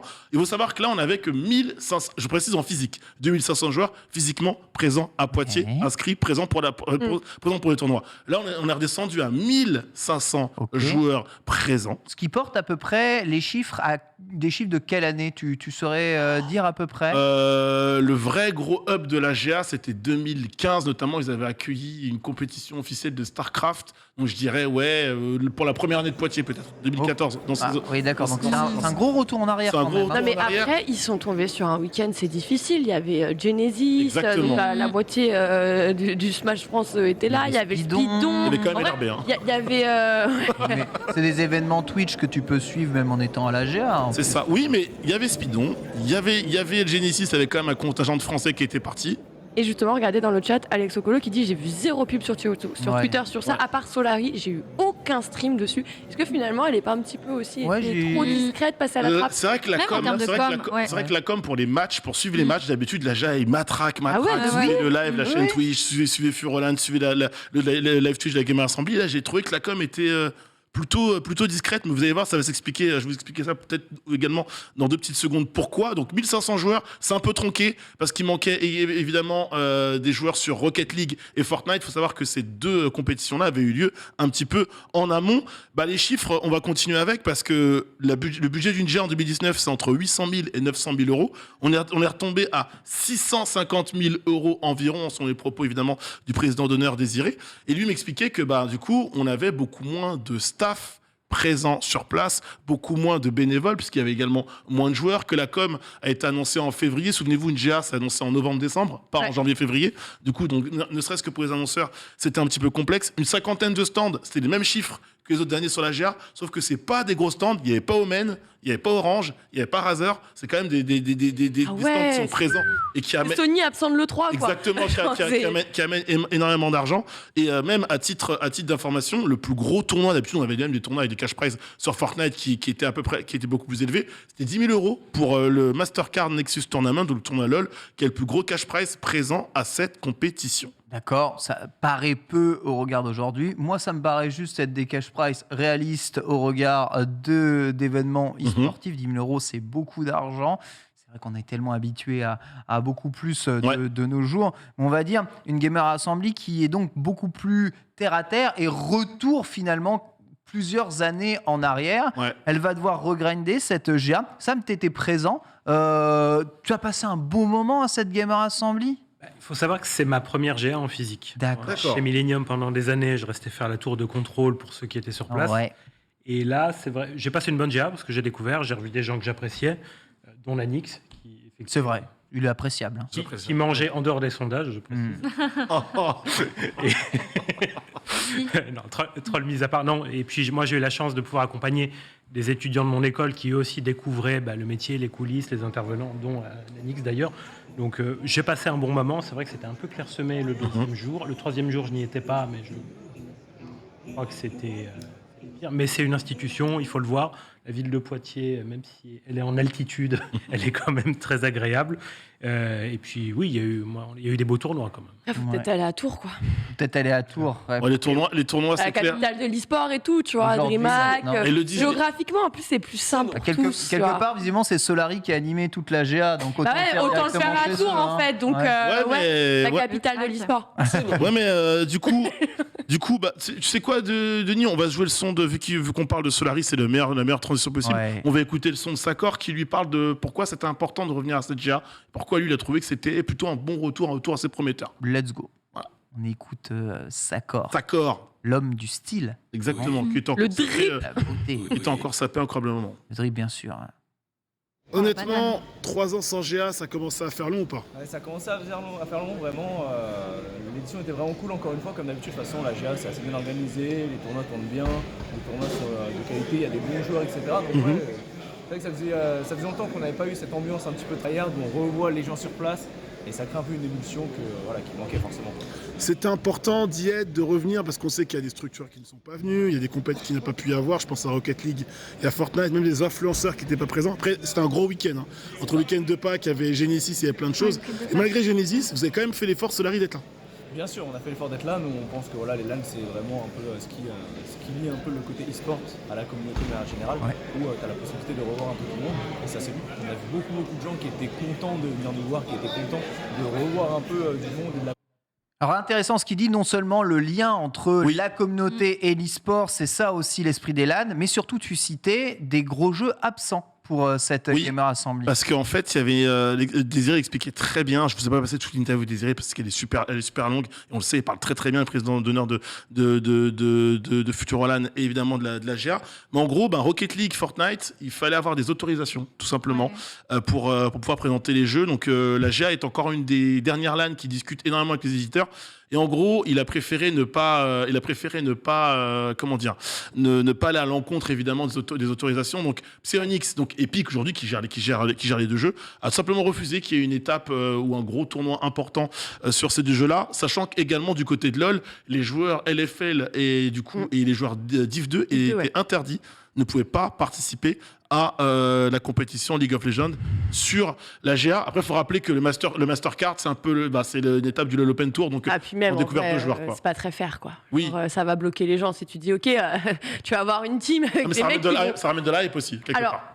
Bah oui et non, en fait. Tu vois très vite sur les LAN, ça décourage beaucoup de joueurs de se dire, de toute façon, tu vas pour gagner. Bah ouais, mais bon. Tu fais quoi avec eux en finale, si tu arrives au carré final, tu sais que ça va quand même être assez compliqué. Donc moi, je trouve ça assez logique de dire, soit tu crées une animation avec un stand où vous venez les affronter et tu fais un vrai truc, mais tu fais pas genre un tournoi dédié à tous où tu l'ouvres à des mecs qui sont pros et semi-pros, tu vois. Genre, c'est pas faire. Je sais pas faire. Il y a quand même un moment que je voudrais qu'on passe rapidement avant la fin, évidemment, de ce Lunch Play. Mon cher Denis, ça va être la vidéo Jean-Louis, parce que l'a très bien dit Sam, l'événement le samedi, ce qu'on n'a pas envie de rater, c'est la finale de Silver Geek. Hein. Voilà, cette finale de Weebulling avec des personnes âgées. Et regardez, écoutez juste. Hein. Il fait un spare. Là, je peux vous dire, c'est la folie. Hein. Jean-Louis a régalé. Ça, comme à chaque fois. Ça, c'est vraiment le moment que je voulais pas rater de la GA. Et vous regardez le public, il y a des jeunes, il y a des moins jeunes, il n'y a aucun troll. Je peux vous dire quand vous entendez des gamins de 15-16 ans crier Jean-Louis, vous dites c'est du troll, pas du tout, ils étaient à fond. Non, et ils ont presque, à chaque fois, ils sont presque les larmes aux yeux, les candidats, les participants du Weebulling, parce qu'ils ne sont pas habitués à recevoir autant d'amour. J'avais également, parce que je l'ai suivi, une vidéo de peut-être passer un petit bout, mais pas en full, vite fait de Norman qui a régalé, vraiment, qui est monté sur la scène, showmatch. Norman, on lui dit showmatch, il sait pas ce que c'est un showmatch. Norman, il a mis, regardez, et le jeune homme à côté de lui, il est très content d'affronter Norman Genius. Et Norman va lui mettre un perfect. C'est terrible. Regardez la réaction de Norman, genre qui s'excuse de son. Le mec a un tryhard. Avec Paul Phoenix évidemment. Ça se relève en regardez. Et là Norman, je sais, je trouve fort, je sais, pardon. Norman qui fait top 2 sur le tournoi Tekken. Et il a fait top 3. Il a fait top 3. Après, sur le tournoi top 3 à Street, le top 3 était déjà connu, qu'on a vu évidemment le roster. Tu sais qu'il y a Luffy et Norman. S'il n'y a pas une quatrième personne, il n'y a pas trop de doute sur le trio. Donc voilà, en tout cas, GA qui a amené un petit peu son lot d'émotions. C'était bien de revoir des LAN. Il y a eu une compétition FIFA qui était assez incroyable. Sur Smash, c'était cool. C'est Foster qui commentait notamment sur Smash. On avait également un tournoi Pokémon Unite avec Pump, qui était tout évidemment avec son costume Pokémon qui était très beau. J'ai vu. Toujours, il met toujours son Ouais, magnifique. vraiment, Il le porte si bien. Il est au top. Bon, c'est pas l'équipe de Shons qui a remporté le tournoi TFT. C'est pas l'équipe de Tréton qui a remporté également le tournoi LoL. Tous les résultats, les amis, sont à retrouver évidemment sur le site de la Gamers Assembly. Mais la suite, c'est quoi ? On sait que la GA, c'est quand même la LAN qui est censée donner le coup d'envoi des autres. Du côté de Futurolan, ça va peut-être une Gamer Assembly Summer cet été, une Gamer Assembly Halloween, peut-être l'Occitanie qui reviendrait en fin d'année. Et puis après, nous on le sait, plus proche de nous, certainement, il y aura certainement de l'e-sport à la PGW. Oui, ça c'est vrai. C'est vrai, le retour de la PG. Oui. Donc voilà, c'est les Je prochaines. veux mon stand farming. Vous voyez, ça coûte bien en vrai. Même si on voit les espaces d'habitude, les arènes elles sont vraiment full. Vraiment les arènes elles sont full. C'est pas grave. Là, dites-vous qu'en tout cas c'était le plus gros des gens pour les finales de la GA, c'était le samedi après-midi. Voilà. Let's go, faudra repousser quand même les gens qui n'ont perdu peut-être l'habitude de venir à revenir. On va voir si la Paris Games Week va attirer énormément de monde ou si pareil les chiffres vont être un peu plus contenus. Tout va dépendre très souvent des animations, des stands et des choses qu'il y aura à l'intérieur. Ça c'est vrai. En tout cas, merci beaucoup Danix pour ce retour de la Gamer Assembly. Merci Sam d'avoir été notre invité aujourd'hui. C'est un plaisir de t'accueillir encore. Partagé. Merci à vous. Merci K.O. Merci. C'était quoi ? Qu'est-ce qu'il a fait ? Mais non, Il a fait non, quoi il montrait. j'encadrais Sam. Oui, il est Ça grand. ressemblait pas à un serre-moi la main. J'ai mis un vent à Sam Foster. Non, c'était pas un vent. Vraiment magnifique.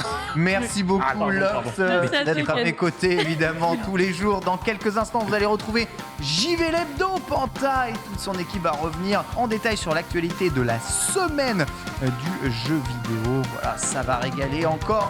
2 heures d'actu gaming sur l'antenne du stream. On vous retrouve quant à nous demain 12h30, bien entendu. Bisous à tous, à demain.